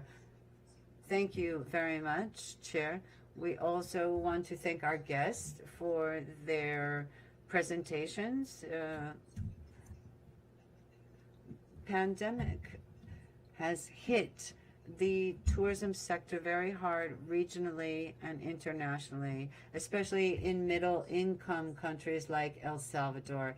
And we have seen a drop of 60 to 90% in tourism, and this has had a terrible impact on our businesses in the tourism sector. We took measures for economic recovery, among them tax reductions, the suspension of certain payments, biosecurity protocols, training for the tourism sector, PPPs, installment plans for loans, support for programs that foster MSMEs. MSMEs give more than 1 million jobs to our people and make up a large portion of our GDP. These programs have shown that they are helping the economy. We see this in the growth in March in this sector. Indeed, this is a huge growth in trade.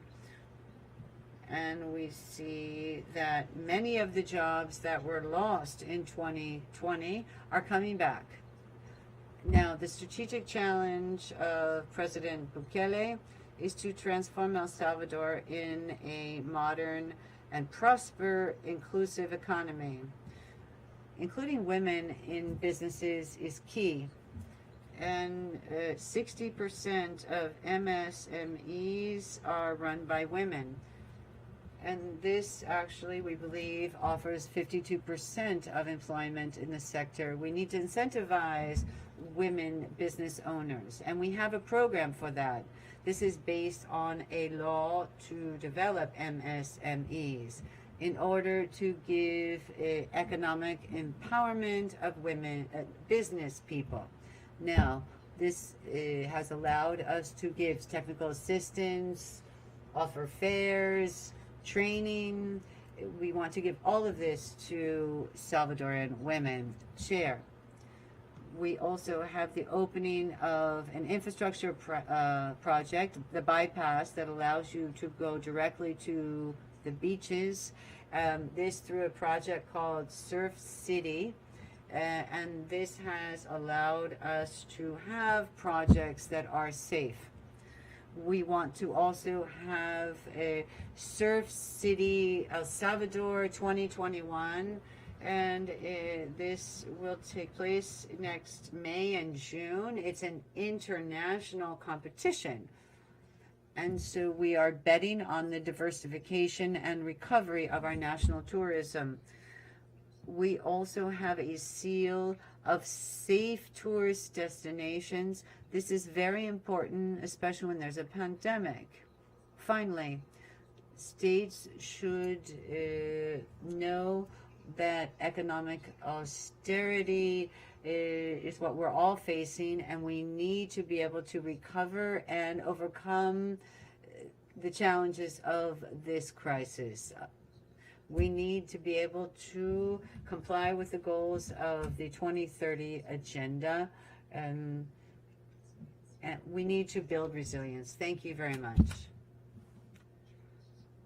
Thank you, Ambassador. I'd like to give the floor to the United States.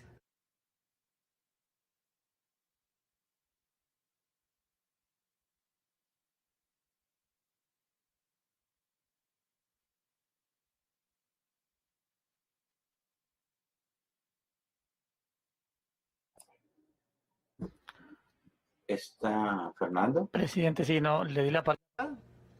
I gave the floor to the United States. Request the floor again.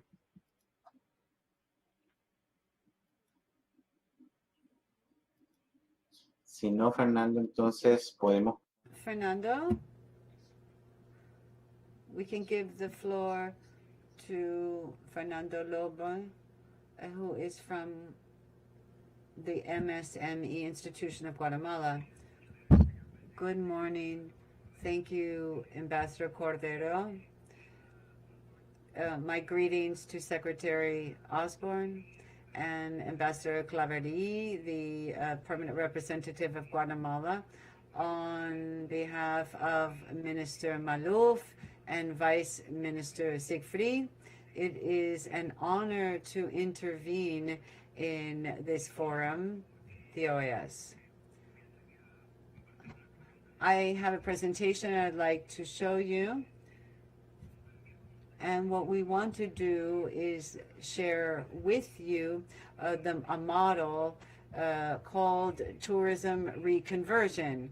This is from our Ministry of Economy. It's a model for sustainable tourism based on a definition of social capital. And so what do we mean by economic reconversion? This is the transformation of a business or a sector in order to improve its competitiveness and have them adapt to market demand.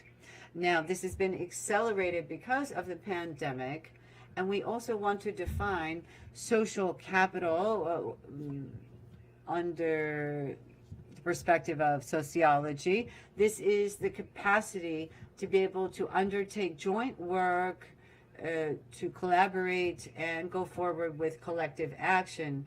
At the ministry here in Guatemala, we understand we need to be managers to create this social capital in our region and in our country. So the model of sustainable tourism that we have, what is the objective? The Ministry of Economy has a shared vision for different territories. And so we have goals that go from a goal for 1 year to goals for 3 years. We have established commitment documents with local authorities and other institutions.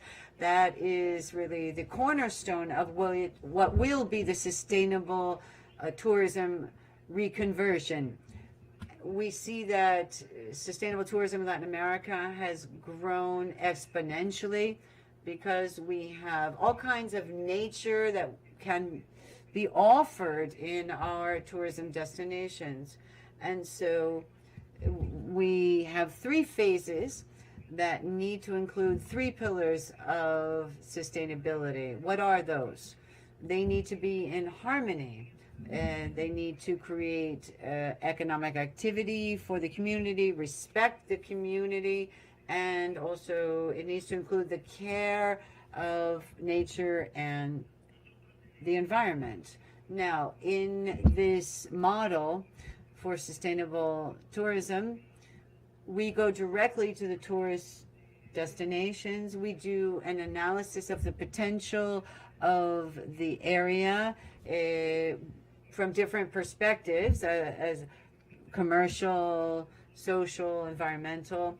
Then we look at each territory and its governance, which is different in each area.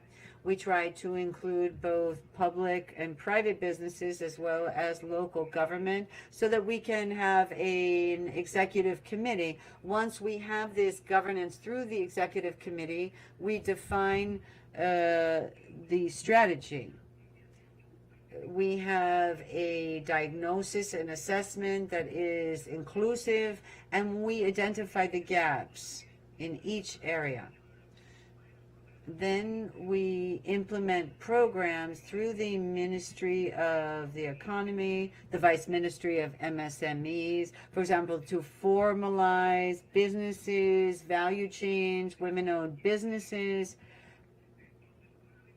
Once we identify the gaps and we know which programs we need to implement in the territory or the area, then we build a roadmap. Now, this roadmap must be revised in an ongoing manner. We need to adapt it to be able to have it in line with the reality of each territory. Única. Siguiente, por favor, el slide.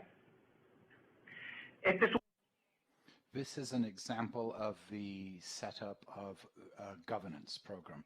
So the leadership is something which we are taking on from the Ministry of the Economy. This is the Ministry of MSMEs through business development. This is an example of the executive committee, which is made up of the Ministry of the Economy, by the chambers of commerce, by institutions of the executive branch and local governments. So from the left to the right, we see a validation link exactly with business people, with the actions of a ministry of the executive branch more specifically, and directly with the local government. The very same committee in its setup has a development of a plan and a development of a product and marketing, where we are looking at a synergy and articulated work with Guatemalan Institute of Tourism, in which we are able to once again evaluate that this is not something which is done in an isolated manner of an economic activity, but yes, that it is a joint activity for many institutions.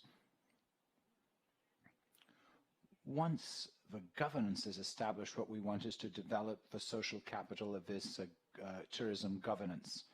And as we have said, we are able to identify the gaps in which we are able to establish the training and seminars for the constant development of technical training, protocol, protocols. It is very, very important to strengthen and to try to develop safe destinations at this time of the pandemic. And we must look at all of these protocols of these MSMEs for they to be able to reactivate their businesses in a responsible and safe manner. And we also have all the certifications for safe travel, as well as good practices for manufacturing, for customer service, and we will be supporting these MSMEs in these trainings for good practices. Then we go into the design, where we are also looking at a model of the tourism chain where there's a product development, we have innovation, in order for all other business people in the territory to feel that they belong to this value chain through the design of a paths. We establish manuals of these designs, and then also there's the need in certain territories to develop a brand. The brand is developed in the territory, and that is supported with signage, with infrastructure.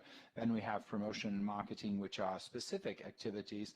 And then obviously we in the Ministry of the Economy are directly promoting fairs, exhibits, commercial meetings, under all the protocols of safety for us to be able to generate and activate these economic activities. We must identify in these territories the different market segments which are potential. This is an example where we have cultural tourism, nature, adventure, as well as cruise ships, which obviously has been strongly affected. But what is important is to identify in each one of these segments what is the product which has a specific area of development. Sorry, sir, unfortunately, we ask you to please wrap up. Yes, and this is just an example of the value chain. This is just an example, and this is important to mention, but through the Ministry of the Economy, we, in this area of the employment fund, we have had $250 million for the tourism sector. We supported with over 20 million US dollars, which has been given by the government. Thank you very much for your attention, for giving me this opportunity, and I wish you all a great day. Thank you very much, Mr. Lobo. I would like to give the floor to the delegation of the United States. The Secretariat tells me that we already have a connection established. Thank you very much. I just want to make sure everyone can hear me. Okay, wonderful. Good morning, and my apologies for the technological difficulties. I'd like to greet the Chairman, Secretary Osborne, and my colleagues. We appreciate you addressing this crucial topic of business continuity on today's agenda. And we also appreciate the excellent presentations of the distinguished panelists highlighting this important issue. It is evident that COVID-19 has eroded our economies and presented a global business continuity challenge. Therefore, we must work together to support small and medium enterprises. That is why the United States has proudly partnered with SETI to implement programming that will foster economic recovery in our hemisphere. I'm proud to note that the United States was a major supporter of some of the projects mentioned in today's presentations. So today I would like to highlight 3 ongoing projects and initiatives that demonstrate the United States' continued commitment to bolstering economic prosperity in the region. First, I am proud to highlight a project supported by the U.S. mission to the OAS. This project assists Caribbean countries to build the resilience of their small tourism enterprises in the face of disasters. A key objective of this project is to organize, train, and integrate leaders of the Caribbean business community into formal emergency preparedness and response teams. It is our hope that these teams will form the foundation for greater resilience in the region. To meet this objective, the U.S. Federal Emergency Management Agency, or FEMA, and SETI hosted a regional Basic Community Emergency Response Team, or CERT, training this past February. This was the first of a 3-part training that will strengthen disaster resilience among participating countries. Following this CERT training, participating countries will work with their ministries of tourism to organize and present their own national CERT training, specifically for community members who own, manage, or work in small tourism enterprises. Additionally, the project includes a multi-stakeholder policy forum to share lessons learned and best practices from the COVID-19 pandemic, and other complex emergencies and natural disasters. We are excited to continue implementing this timely project through September 2022. I also want to highlight today that the Biden administration's recently announced Small and Less Populous Island Economies, or SELPI initiative, an economic cooperation framework designed to strengthen U.S. collaboration with island countries and territories in the Caribbean, North Atlantic, and Pacific regions. The goal of the SELPI initiative is to counter COVID-19 economic challenges, promote economic recovery, respond to the climate crisis, and advance long-term shared interests in the SELPI regions. SELPI is not a development assistance program, but rather an economic cooperation framework designed to refocus our cooperation efforts, elevate the level of engagement, and amplify outcomes. Finally, in terms of domestic efforts, President Biden signed the American Rescue Plan into law in March. This historic and sweeping legislation provides additional relief to address the continued impact of COVID-19 on the U.S. economy, public health, state and local governments, individuals, and of course businesses, including small and medium enterprises. It allocates $3 billion to the U.S. Department of Commerce's Economic Development Administration to assist communities nationwide in advancing their COVID-19 and resilience recovery, and to create conditions for economic growth and opportunity. So as you can see, the United States investments, both at home and within the region, are supporting a variety of critical initiatives that are helping small and medium enterprises recover and set a course for future prosperity. Much work remains to assist our nations in recovering, but the United States looks forward to continuing our work with SETI and our regional partners to find creative solutions to address the impact of the pandemic and other disasters on our business communities.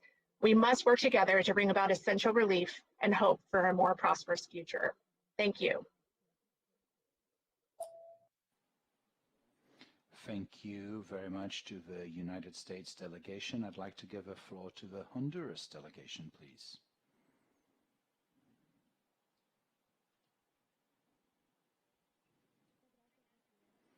Thank you very much, Mr. Chair. I'd like to start by thanking all the prior speakers for their very interesting presentations this day. We'd like to greet the Executive Secretary, Kim Osborne. I think this is one of the most important activities on Honduras, as this represents 6.5% of the GDP and has many jobs and also indirect jobs.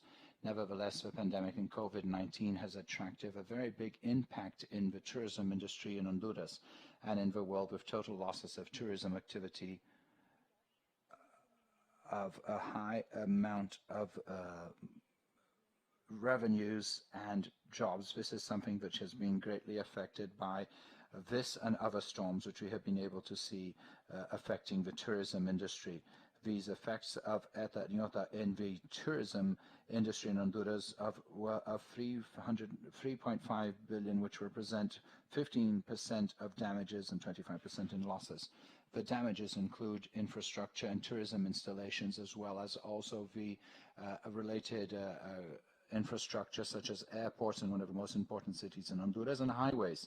The business tourism has supported relief measures proposed by the governments, which are very difficult to have access by MSMEs, especially due to the policies of banks, private banks, but only big companies have access to these measures.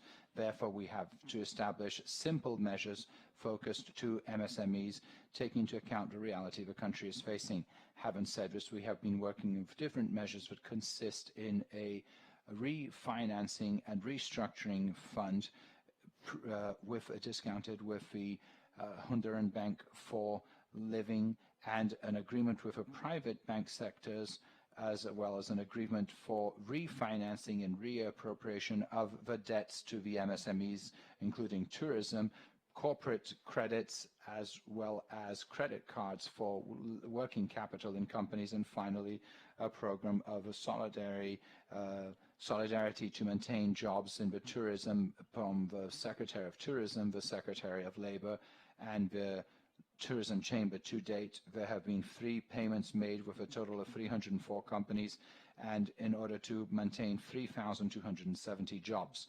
On the other hand, the government of Honduras has currently been working in the development of strategies in order to be able to have international competitive trade of Honduras as a destination to develop tourism products focusing on nature and adventure, complying with the biosafety measures, as well as including tourism through a strategy for sustainable prioritized tourism in this touristic destination, with a focus to keep the natural and cultural heritage by promoting agro-tourism, nature tourism, and adventure tourism, and also cultural and biological tourism.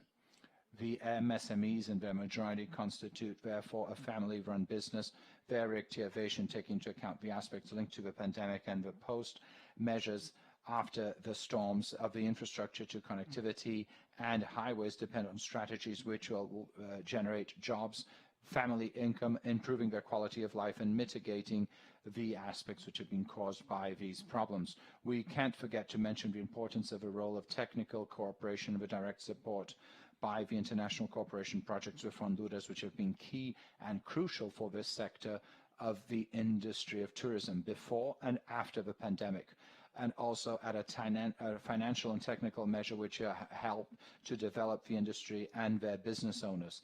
It is also important to mention that due to the economic situation and the health situation, we see a need to have more of this type of support, and it is very important to have the support from the cooperation of programs which have an objective to implement measures in order to look at the resurgence of MSMEs and allow us to reply successful activities and improve this to other tourist destinations.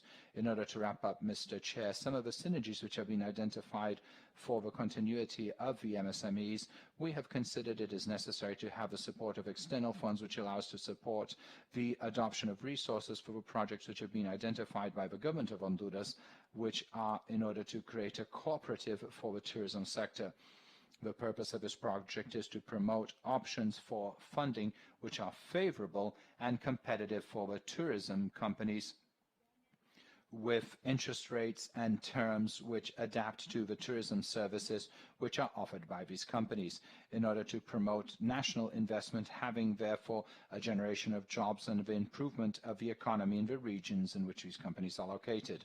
We intend that the cooperative is set up into a platform to support its members in order to strengthen their economic activities, to benefit them from financial support and guidance, and with good practices which have a positive impact in the development of their jobs, increase of employment in their communities.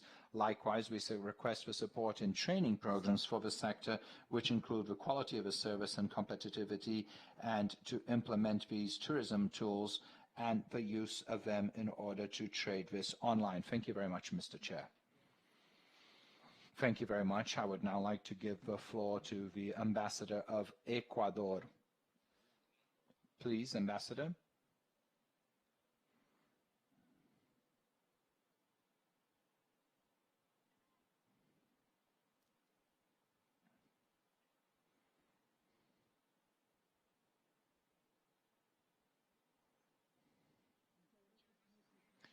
Thank you very much, Mr. Chair. I thank the interventions which have been made by all the panelists before me on business continuity of the MSMEs in the tourism sector in the Americas. As has been very well noted, the COVID-19 pandemic has increased a situation that has put at risk the survival of the more vulnerable populations, affecting also in a very significant manner the MSMEs, more specifically those in the tourism industry, which have a very crucial role in developing jobs and resources. In this context, I'd like to shout out to the activity of the OAS in the Congress of Ministers and High Tourism Level Authorities, which has been done in October of 2021 under the chairmanship of Paraguay. This meeting will allow us to prioritize a regional agenda and to strengthen the companies that work in the tourism industry, driving their activities through cooperation, and to establish strategic associations between the public and private sectors. I would like to emphasize the very active participation of the Ministry of Tourism for my country of this working group by Mr. Edmund Baudet, the Ministry of Tourism of Jamaica, and in order to develop an action plan for the recovery of the tourism of the airlines post-pandemic. Likewise, I would also be very happy to receive a recognition to the Executive Secretariat and Madam Kim Osborne with the challenges which have been presented to us and which challenge the capacities of the member states. The work which is being conducted at a hemispheric level on this matter is an example of what is something that we wish to see to promote this activity and increase competitiveness. These activities inspire the national government at these very difficult times. Therefore, we have this program for the reactivation with the objective, above all, to reactivate the economy, which is to promote the opportunities and to protect jobs. In this manner, we have $1.1 billion to drive these sectors, including SMEs and industries with loans at a fixed interest rate of 5% with a six-month grace period and 36 months to repay.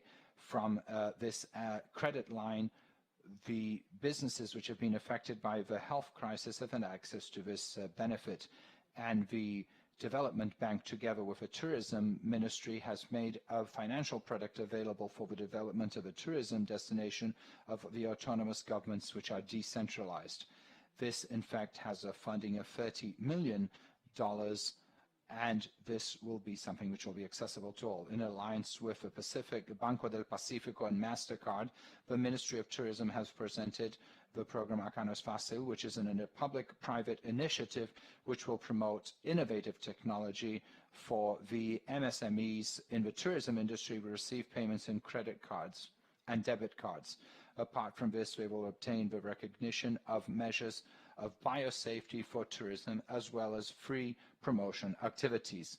These projects of a digital march for small businesses and connecting jobs provide orientation and training to use digital tools in order to be able to strengthen the businesses of at least 100,000 businesses, especially those managed by women. They also try to promote 2,400 people who work in tourism activities.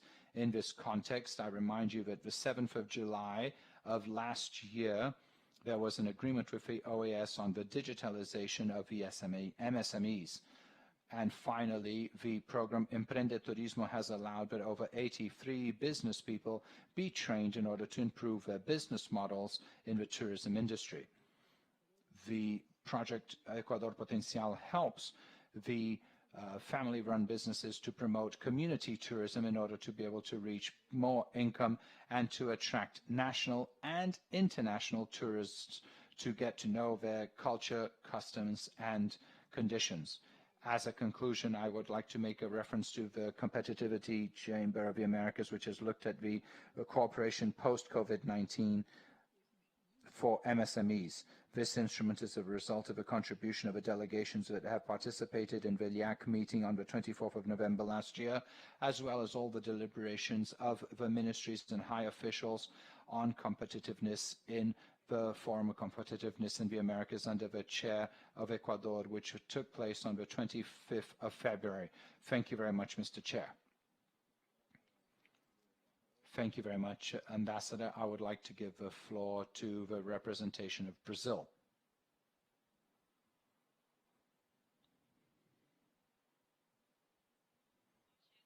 Good morning, Mr. Chair, Secretary Osborne. Good morning, everyone.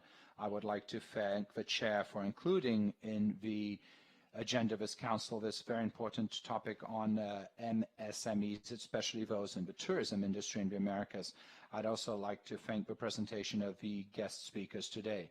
Today's session gives us a valuable opportunity to debate the challenges imposed by the COVID-19 pandemic on our economies, and more especially to reflect on the role the state has in supporting companies which create most of the jobs in the markets in our region.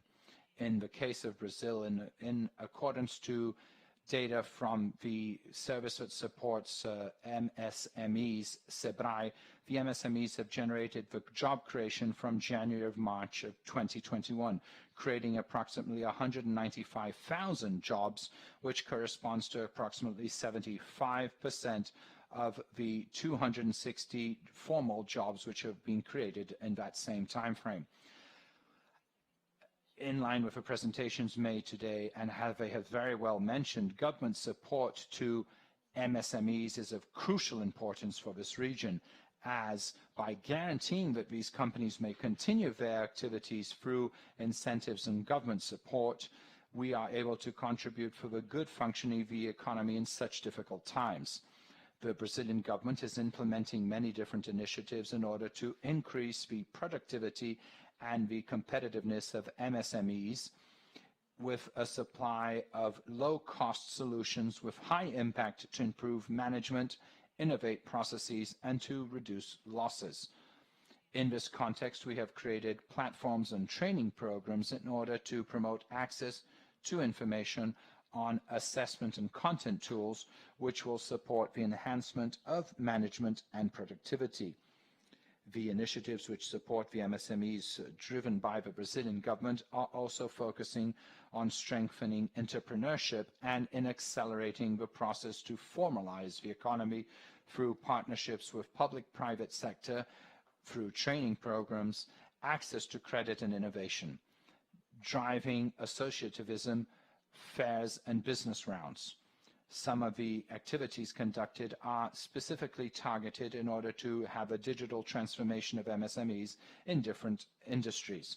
There are also specific programs for the startup sector in order to train, attract investments, and to generate more visibility of companies which are starting their activities with virtual training, monitoring, and a direct connection with potential investors. Mr. Chair, in the specific case of the tourism sector, the Brazilian government has adopted specific policies to mitigate the impacts of the pandemic and to drive the recovery of the sector, at the same time in which we seek to promote tourism in a responsible and safe manner. The program to the Retomada do Turismo, to regrow tourism based on activities done by the International Tourism Agency, is being promoted to qualify the labor and attract investments for the sector. The main lines of activity are to support the work and labor conditions and business conditions in order to observe protocols of biosafety. On this last topic, I would like to highlight the Responsible Tourism Certificate established last year, establishing good practices with the sector in order to avoid the dissemination of COVID-19 and to bring back the trust of tourism. Mr. Chair, before concluding, I'd like to recognize the importance of the debates of the Inter-American Tourism Chamber, CETUR, to promote the regrowth of our sector in this region. Brazil considers it of great relevance the activities which seek to have harmonization of the national protocols of biosafety and the mutual organization of the protocols which have been adopted by the different countries in order to facilitate traveling between countries. This industry has a very important role to play. I would like to wrap up emphasizing the interest Brazil has in the debates and to cooperate in the OAS regarding the MSMEs and tourism. These are areas of the integral development sector in which the OAS may, in fact, bring its potential in projects which have an impact which is tangible on the populations of the continent. Thank you very much. Thank you very much. I would now like to offer the floor to the Chile delegation.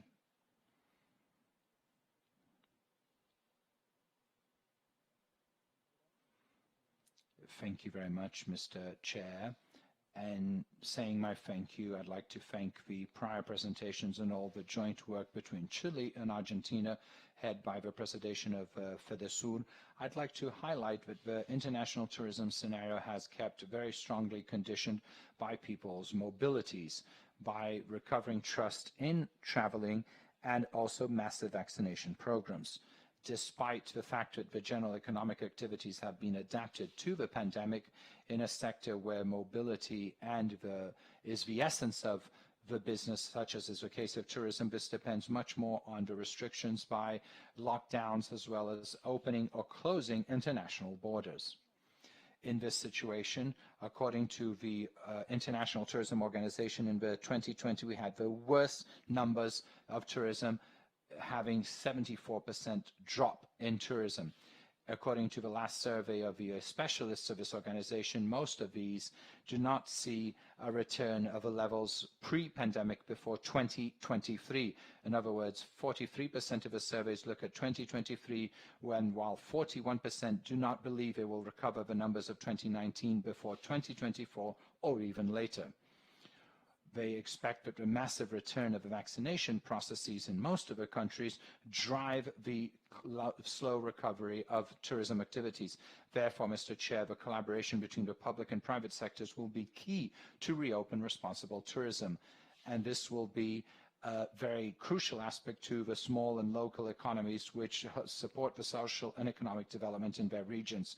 In Chile, in order to support the tourism MSMEs which have been affected by the pandemic, the program Reactivate Turismo, Reactivate Tourism, will give the entrepreneurs in this area approximately 6,500 companies throughout Chile. These are drivers to allow these SMSEs to reactivate themselves, obviously, if health conditions allow.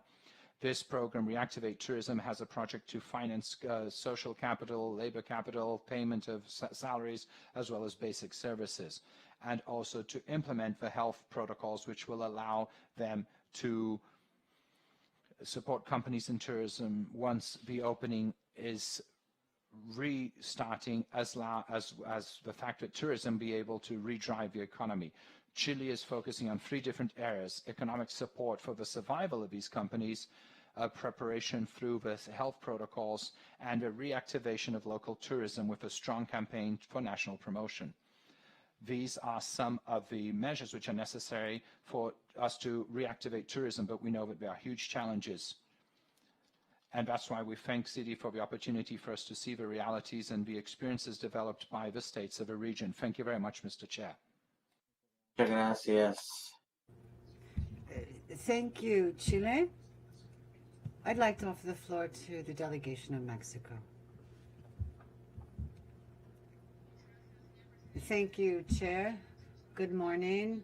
Warm greetings to you, Secretary Osborne, and all ambassadors and representatives. Chair, my delegation would like to thank our panelists for their compelling presentations, which have made us reflect on the importance of the tourism sector in our region and the impact of the crisis on MSMEs. The government of Mexico, through the Secretariat of the Economy, is committed to promoting MSMEs so they have financing and training and other support so there can be the creation and consolidation of MSMEs. In the tourism sector, the National Institute of Statistics and Geography has reported that the economic structure of the sector is determined by MSMEs, and they make up 99% of tourism establishments in my country. Programs have been implemented to specifically support MSMEs.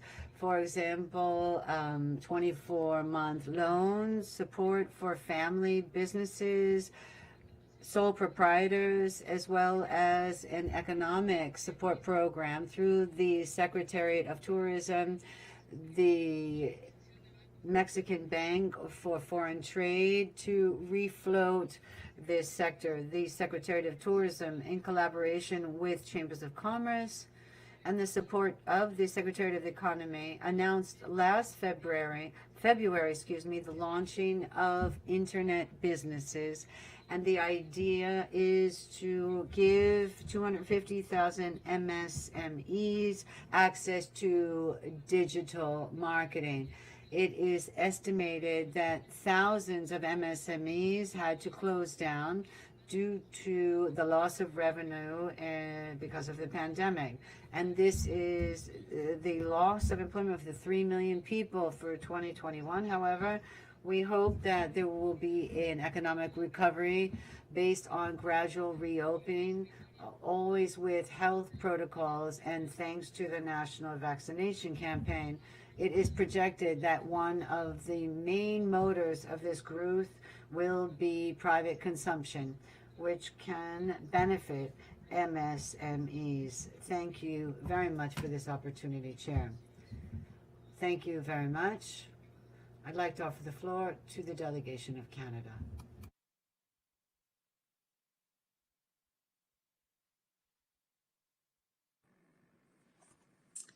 Thank you very much, Chair, and good afternoon, Secretary Osborne, ambassadors, and colleagues. On behalf of the Government of Canada, I would like to thank the panelists for their thoughtful presentations. Since the global COVID-19 outbreak began, the Government of Canada has announced and implemented broad-based measures that have helped to support Canadians, including those who work and operate in tourism businesses, weather this ongoing crisis. To date, businesses and nonprofit organizations in Canada's tourism, arts, and culture sectors have received significant support from government programs, including a wage subsidy, rent subsidy, commercial rent assistance, and an emergency business account. In the spirit of information sharing, we would like to highlight 4 programs that have been implemented to date. The first is the Canada Emergency Benefit Account, which is a lending program that helps small firms pay expenses that cannot be deferred during the pandemic. This program has provided interest-free, partially forgivable loans to more than 850,000 Canadian small businesses. The second is the Canada Emergency Wage Subsidy, created to prevent further job losses and encourage employers to quickly rehire workers previously laid off as a result of COVID-19. Thirdly, we have the Canada Emergency Rent Subsidy, which provides direct relief to organizations that continue to be economically impacted by the pandemic and help them pay their rent. Qualifying organizations that have experienced a decline in revenues are eligible for a subsidy on qualifying expenses. And lastly, the new Highly Affected Sectors Credit Availability Program, put into place in February 2021, provides eligible businesses access to government-guaranteed, low-interest loans of up to $1 million at participating financial institutions. This loan guarantee program is designed to provide much-needed help to Canadian businesses so they can continue to pay operating expenses and bridge to the other side of this ongoing pandemic. As part of our 2021 budget, just tabled recently on April 19th, the Government of Canada has also recently committed to further supporting our tourism sector, notably through the creation of a tourism relief fund to support investment in local tourism businesses. The fund will help such businesses adapt their products and services to public health measures and help them to recover from the pandemic and position themselves for future growth. This type of targeted measure tailored to the specific needs of tourism providers will complement the broader support already mentioned and will help Canada build up the longer-term resilience of its tourism sector. We thank other member states for sharing what they are doing to support small businesses, including those in their tourism sectors, and to create resilience and strengthen their capacity to continue operating in such times of crisis. We agree that we must continue to work together and weather this storm and come out on the other side stronger. Thank you very much, Chair. Thank you very much. The Dominican Republic has the floor.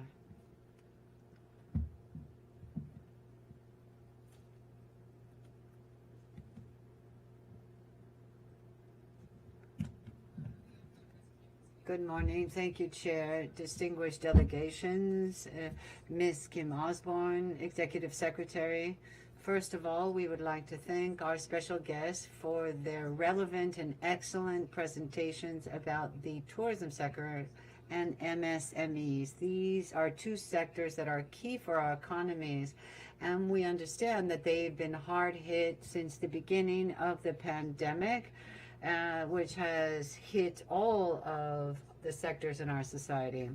The current health crisis has meant our governments have had to undertake efforts to be able to adapt to a new reality, which is still ongoing and changing. We have a document for MSMEs looking towards 2030. This is part of the Sustainable Development Goals and our national strategy. MSMEs represent 99% of our economy, and they generate 54% of our national employment. So they are very important within our economy. So in that regard, our government has adapted its goals to be able to improve the different processes in productivity, in digitalization of this sector. The Dominican Republic is trying to create resilience in the tourism sector and the MSME sector. We want to foster IT use, communication use, to be able to have better internal and external sources. Also have better training to implement best practices that promote the environment. Have different links between the value chains, improve technical assistance to have better quality services, improve technical assistance for MSMEs, restaurants, to improve marketing, to protect direct employment and indirect employment created by tourism. The ministry is implementing a responsible recovery plan, which is based on strengthening transparency, addressing the health crisis with economic support of the sector. With the objective to strengthen governance and transparency, we created the Tourism Cabinet in order to disseminate at all levels this idea that the Dominican Republic is the safest and most appetizing destination in the Caribbean area. We also have health protocols to fight COVID-19, and these benchmark protocols have the stamp of approval of the International Travel Council for safe traveling. We have eliminated some taxes, we've reduced others. The monetary policy that we have instituted has tried to give short-term liquidity to the sector as well as credit. We have an assistance plan for travelers. This covers travelers with regard to COVID-19 who are in our hotels until 2022. We have a domestic traveler incentive program. This is an important hotel chains, and we are providing credits to the hotel sector. Now, internationally, we've had the support of the European Union. This has meant funds for programs which can help us to improve goods and services using internationally recognized regulations. We also have been able to access different initiatives to help livelihoods of those who are vulnerable. This is thanks to Canada and UNDP. We have a program to strengthen MSMEs, to strengthen value change. This thanks to SICA and Chain.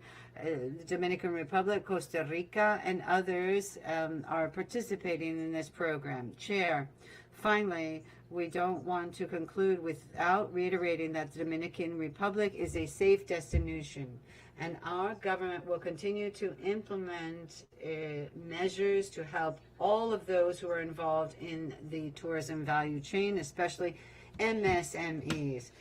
Thank you very much to the distinguished delegate. I'd like to offer the floor to the Ambassador of Grenada. Ambassador Smith, you have the floor. Thank you very much, Chair, and good morning to our Executive Secretary. Can everybody hear me? I think I'm having internet connections. I'm good? Thank you. Thank you, Chair. On behalf of the CARICOM member states, I wish to express our appreciation to you for focusing on this important topic today at the regular CD meeting. I also wish to thank the presenters for their valuable insights shared on the inextricable link between tourism sector and MSMEs and ways in which member states can improve business continuity. As you can imagine, these issues are a priority concern for CARICOM member states, particularly at this time where economic recovery is imperative for the survival of our countries and our people. The negative effects of the COVID-19 virus on the world economy are evident and growing, and for member states of the Caribbean region, its impact has been devastating. Most CARICOM economies, particularly those of us with major tourism sectors, have experienced severe contractions since the onset of the pandemic as a result of the drastic fall in world travel and tourism. This significant decline in national income, coupled with major mandatory spending on healthcare systems to manage the impact of increased COVID-19 hospitalization, has left several member states even more vulnerable to external shocks. The Economic Commission for Latin America and the Caribbean, ECLAC, has estimated that the pandemic will lead to the biggest contraction in regional gross domestic product in history and will result in the region's worst economic and social crisis in decades, with highly damaging effects on employment, the fight against poverty, and reduction of inequality. Consequently, today's discussion is both timely and relevant as the region embarks on the journey to economic recovery and restoration. The Caribbean has been recognized as one of the most tourism-intensive regions in the world. In fact, the Caribbean Tourism Association has reported that Caribbean tourism peaked at 31.5 million stayover tourist visits in 2019, with spending at an estimated US $40.6 million. Further, the World Travel and Tourism Council's 2019 estimates highlighted the important role of tourism as a major source of employment, providing 1 in 10 jobs.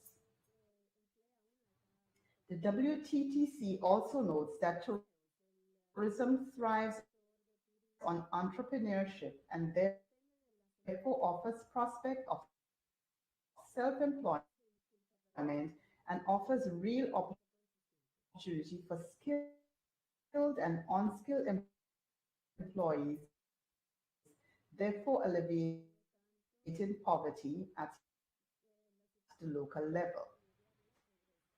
However, ECLAC reports on the economic impact of the COVID-19 Sorry to interrupt you, but your audio is not good. Latin America and the Caribbean.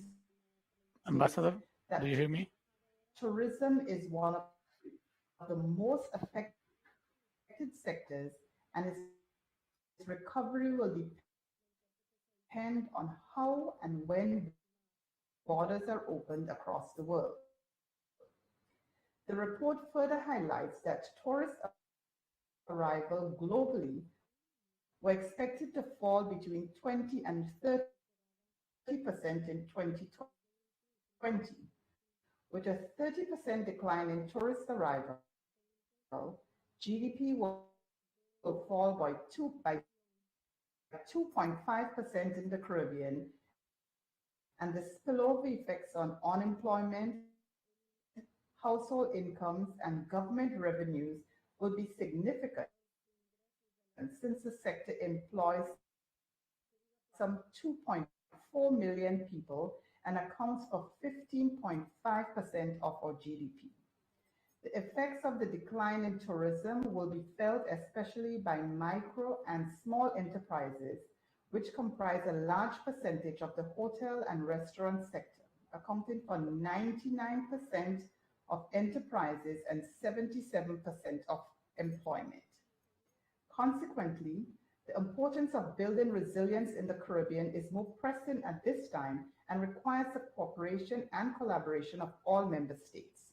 To this end, the Conference of Heads of Government of CARICOM established a working group of member states and regional institutions on Caribbean Economic Recovery Transformation, or the CERT, chaired by the Honorable Mia Mottley, Prime Minister of Barbados and Chair of the Development Committee of the Board of Governors of the World Bank Group, to engage with international financial institutions on behalf of CARICOM and to support the formulation of national level policy reform programs to ensure economic stabilization and resilience building. Notably, the Caribbean Tourist Organization, or CTO, in collaboration with other stakeholders, hosted the Caribbean Tourism Recovery Forum on October 14th and 15th, 2020, with the objective of assisting the region's tourism industry in recovering from the challenges of the ongoing pandemic. The CTO has also partnered with the George Washington University International Institute of Tourism Studies, GWIITS, to develop a recovery toolkit to provide a useful guide for small and medium-sized tourism enterprises as they plan for their reopening, and as a dashboard for ministries and destination management organizations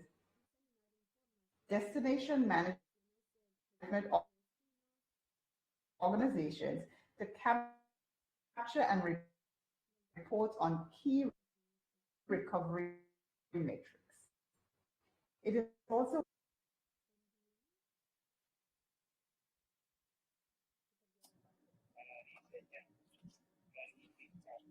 Muchas gracias. Creo que hemos perdido.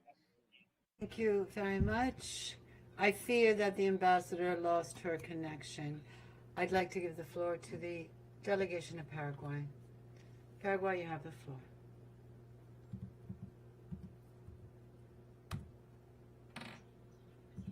Greetings, Chair, and greetings to Secretary Osborne. I'd like to thank our guests for their compelling contributions. Like other delegations, we agree that MSMEs are very important to the economic and social contribution of our countries, and also because they provide jobs. This sector needs to reinvent itself. We have taken measures to address the crisis, such as assistance, also biosecurity certificates for tourism businesses, but we want to focus on sharing and initiatives that had very good outcomes with regard to MSMEs. This is the Youth Tourism Program. This is directed at the youth tourism sector, which is mostly MSMEs. This program is innovative, and it has two well-defined components, which allows for us to have very good results. First of all, the awareness campaign for tourism. This leads to a strengthening of young people's national identity, and also technical assistance that is individualized and allows them to gain skills to be able to manage businesses in the tourism sector. Through this program, and in association with the Office of the First Lady, the Ministry of Industry and Trade, the Paraguayan Institute for Indigenous People, we have launched this campaign for young people. We had a contest which picked the 5 best projects of young people, and we provided seed capital.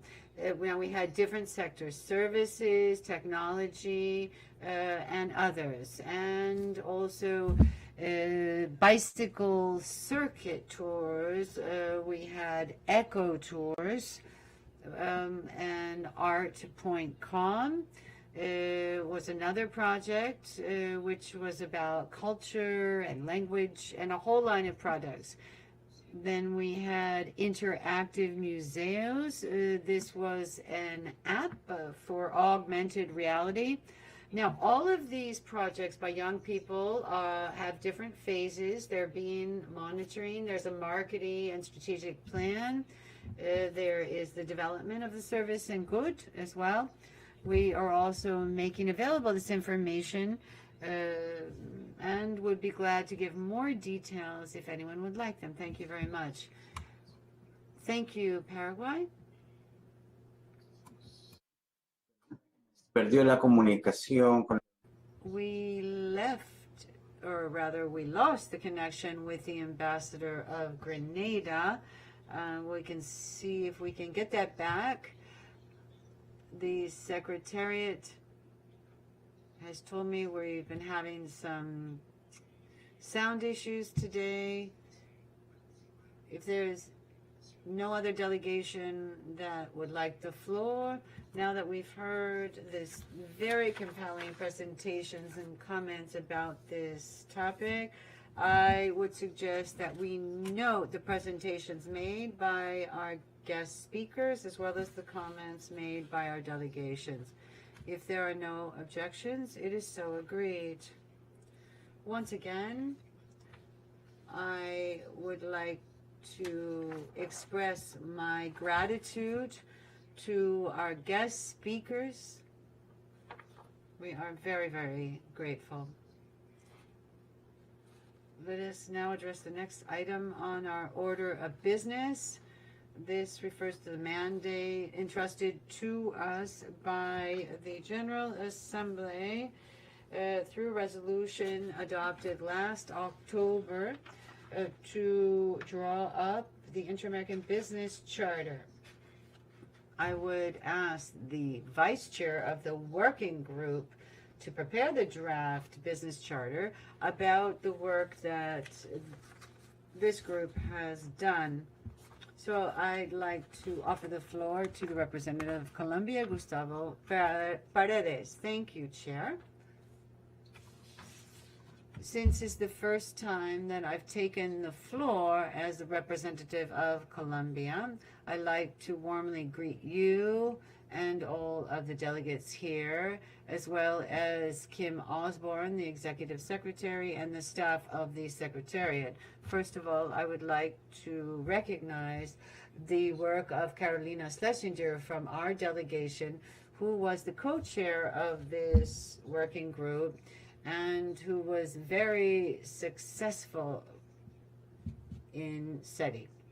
Now, Chair, I want to take note of this, as well as the request by the Chair to hear about the work of the working group. Since the last report presented on March 30th, last 7 April, we had a working meeting to be able to take up a negotiation of the preambular section.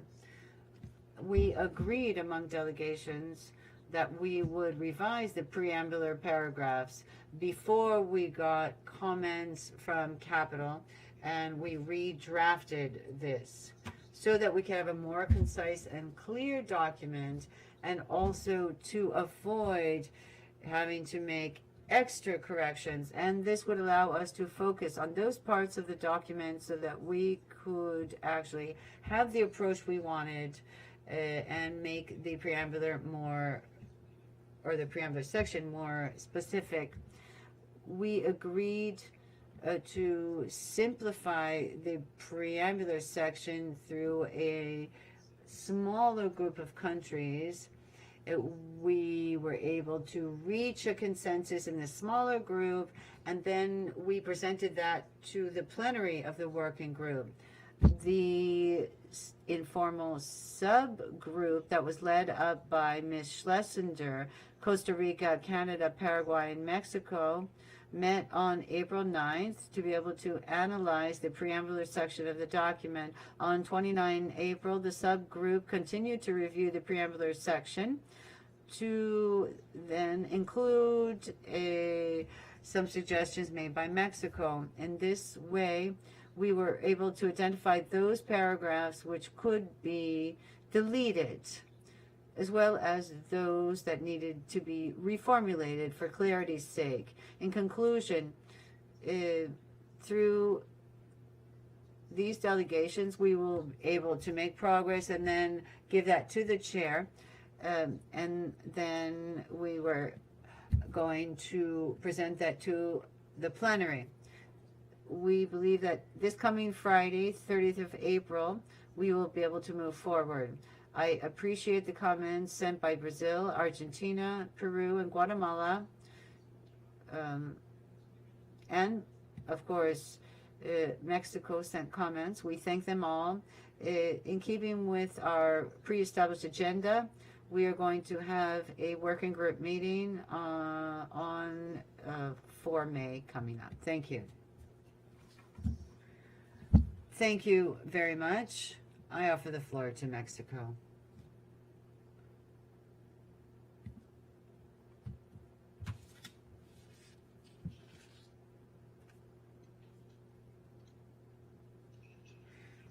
Thank you very much, Chair. My delegation appreciates the report presented by the chair of the working group to prepare the draft Inter-American Business Charter. And we note that the chair is Colombia. We wish Mr. Gustavo Paredes great success in this endeavor. We were glad to participate in this subgroup that reviewed the preambular section of this draft Inter-American Business Charter, because we want to be able to present a concise version to the working group, and one that includes all suggestions made by other delegations. For Mexico, and as other delegations have stated, the Inter-American Business Charter is a non-binding legal document. For this reason, we believe that to establish a follow-up mechanism as is suggested in the charter is not necessary. Again, we'd like to thank the chair for all his work, and thank you very much. Thank you. I'd like to offer the floor to Nicaragua. Ambassador Alvarado, you have the floor. Thank you very much, Chair. I'm glad to see you presiding over our work today, the work of CD. I'd also like to greet our dear friend, Dr. Kim Osborne, and we also would like to greet the staff of the Secretariat. We want to thank and welcome Gustavo Paredes Rojas from the delegation of Colombia, and we take note of the initiative of the delegation of Mexico. We agree with what was stated about Chapter 8, and we don't think that we should be establishing follow-up mechanisms on this initiative, that won't add anything, has no added value.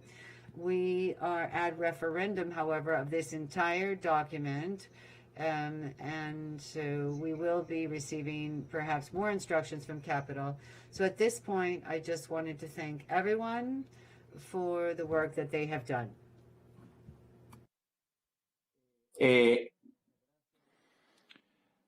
Thank you very much, Representative from Nicaragua. If there are no other organizations which would like to use the floor, I'd like to thank the CD working group's activities for this Inter-American business letter on the activities which have been conducted to date without any objection. Therefore, this is agreed upon. So now let's go on to the next topic of the day regarding the 25th Inter-American Congress of Ministers and Higher Officials of Tourism. As all colleagues will recall, the government of Paraguay had offered to host this meeting at a ministerial level of CD. Nevertheless, due to the situation generated by the COVID-19 pandemic, we have considered a possibility that this event be held in person, and with a note distributed in the note 409/21 suggests an alternative date for it to be held.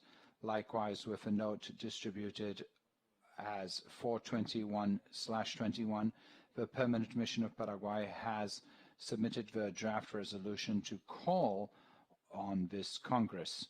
Therefore, I would like to give the floor to the delegation of Paraguay to talk about this topic.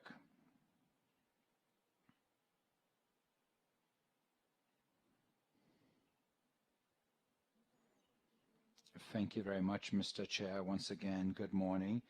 As you may have been able to see in the draft resolution regarding the 25th Inter-American Congress of Ministries and High Officials of Tourism, a commitment which was signed by Paraguay and the former Ministerial of Tourism, we wish to state that bearing in mind the situation that is very well known by all, caused by the pandemic and the situation which Paraguay is currently living, we finally have to make the decision to withdraw the offer of holding an in-person meeting. As well as many countries of the region, we are living a situation which is very difficult, and the current cases have seen a five-fold increase at this time. Despite this, Paraguay doesn't want to step away from this very important activity and the commitment held before. That is why we mentioned that we want to hold it virtually on the 6th of October, likewise to lead this preparation process. We are aware that undoubtedly this will generate an important change in the mechanism and the time that the meeting will be developed, and that is why the mission has been working with the Secretary of Tourism of Paraguay and the OAS in order to conduct some adjustments to the teams suggested and to the calendar. At a timely manner, we will call an informal meeting to be able to suggest to other delegations on these fine-tunings. Once again, I would like to emphasize that we understand that we have a lot of challenges ahead of us and that this is a sector which is currently very important, especially during these times, and that Paraguay wants to continue with the possibility to contribute with the commitment made in the past. And finally, with resolution for the consideration of the Council, I'd like to make a very special thank you to Marisa and Santiago, who from the Department of Economic Development and the section of Culture and Tourism have helped us to organize this process of adjustments, and likewise to the Secretary Kim Osborne and Estela from the Executive Secretary. Thank you very much, Mr. Chair. Thank you very much to the Paraguay delegation. So therefore, I would now like to give the floor to delegations which would like to use the floor on this draft resolution presented, which is in document CD 313/21. I give the floor to the Ambassador of Panama, please. Thank you very much, Mr. Chair, once again for giving me the floor, and also to Secretary Osborne for all the work which you are conducting, Madam. Panama, through the tourism officials, is the second chair of ASITUR and sees in very good eyes the draft resolution presented by Paraguay for us to call this very important Congress. We once again offer the support to Paraguay to work with all the activities which are coming forward in order to make this Congress very successful. We also recognize the leadership developed by the Secretary of Tourism of Mexico for ASITUR during the crisis be a platform of political dialogue for us to see the recovery of this industry, which is of crucial importance for the majority of our states. Just for this, Mr. Chair, thank you very much. Thank you very much. I'd like to give the floor to the delegation of Mexico. Thank you very much, Mr. Chair. I would just like to emphasize to the delegation of Paraguay the support and the commitment that Mexico has as the chair of ASITUR in order for us to conduct this event on the date established by the resolution, and our support for this to be done in the best manner possible. Thank you very much. Thank you, delegation of Mexico. If there is no other request for the floor regarding the suggestion presented on the format and date for us to hold the 25th Inter-American Congress and high officials of tourism, I suggest that CD approve this draft resolution for the 25th Inter-American Congress of Ministers and High Officials of Tourism, which will be held virtually on the 6th of October 2020. With no objections, this is agreed upon. I express my recognition to the commitment set forth by the government of Paraguay for us to advance the preparations for this aforementioned Congress. Now, it is the time for us to meet the request presented by the permanent representation of Jamaica for the draft resolution of the 6th meeting of ministers and high officials of science and technology, distributed as document 314/21. I now give the floor to the delegation of Jamaica.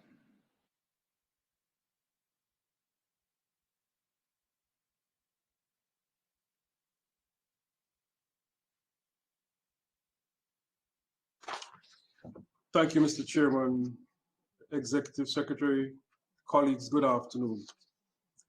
I am delighted to take the floor to express our appreciation for the soon-to-be approved resolution which we have put forward and which sets the tone for the work to come in the months ahead. We know that this is just the beginning, and Jamaica certainly looks forward to working with all delegations and indeed with the Secretariat for Integral Development, with the aim of achieving a successful 6th meeting of ministers and the high authorities of science and technology. We have carefully noted that the delegation of Jamaica, barring any unforeseen circumstances, should be in the seat of the chair of the CD at the time of the convocation of the ministerial meeting. And we surely look forward to your cooperation and support. Thank you, Mr. Chairman. Thank you very much to the representative of Jamaica. Without any request for the floor regarding the draft resolution, I suggest that City approves it for the 6th meeting of ministers and high officials of science and technology be conducted virtually on the 7th of December 2021. Without any objections, therefore, this is agreed upon. Very well. We like to thank the government of Jamaica for the permanent interest and follow-up on the activities of the field of science and technology. Now let us give the floor on the last topic of our agenda, any other business. So we have concluded with these topics which have been included in the order of the day of this meeting. So now I would like to ask the delegation if any delegation wishes to present to this council any topic of an informational nature. Honduras, please, you have the floor.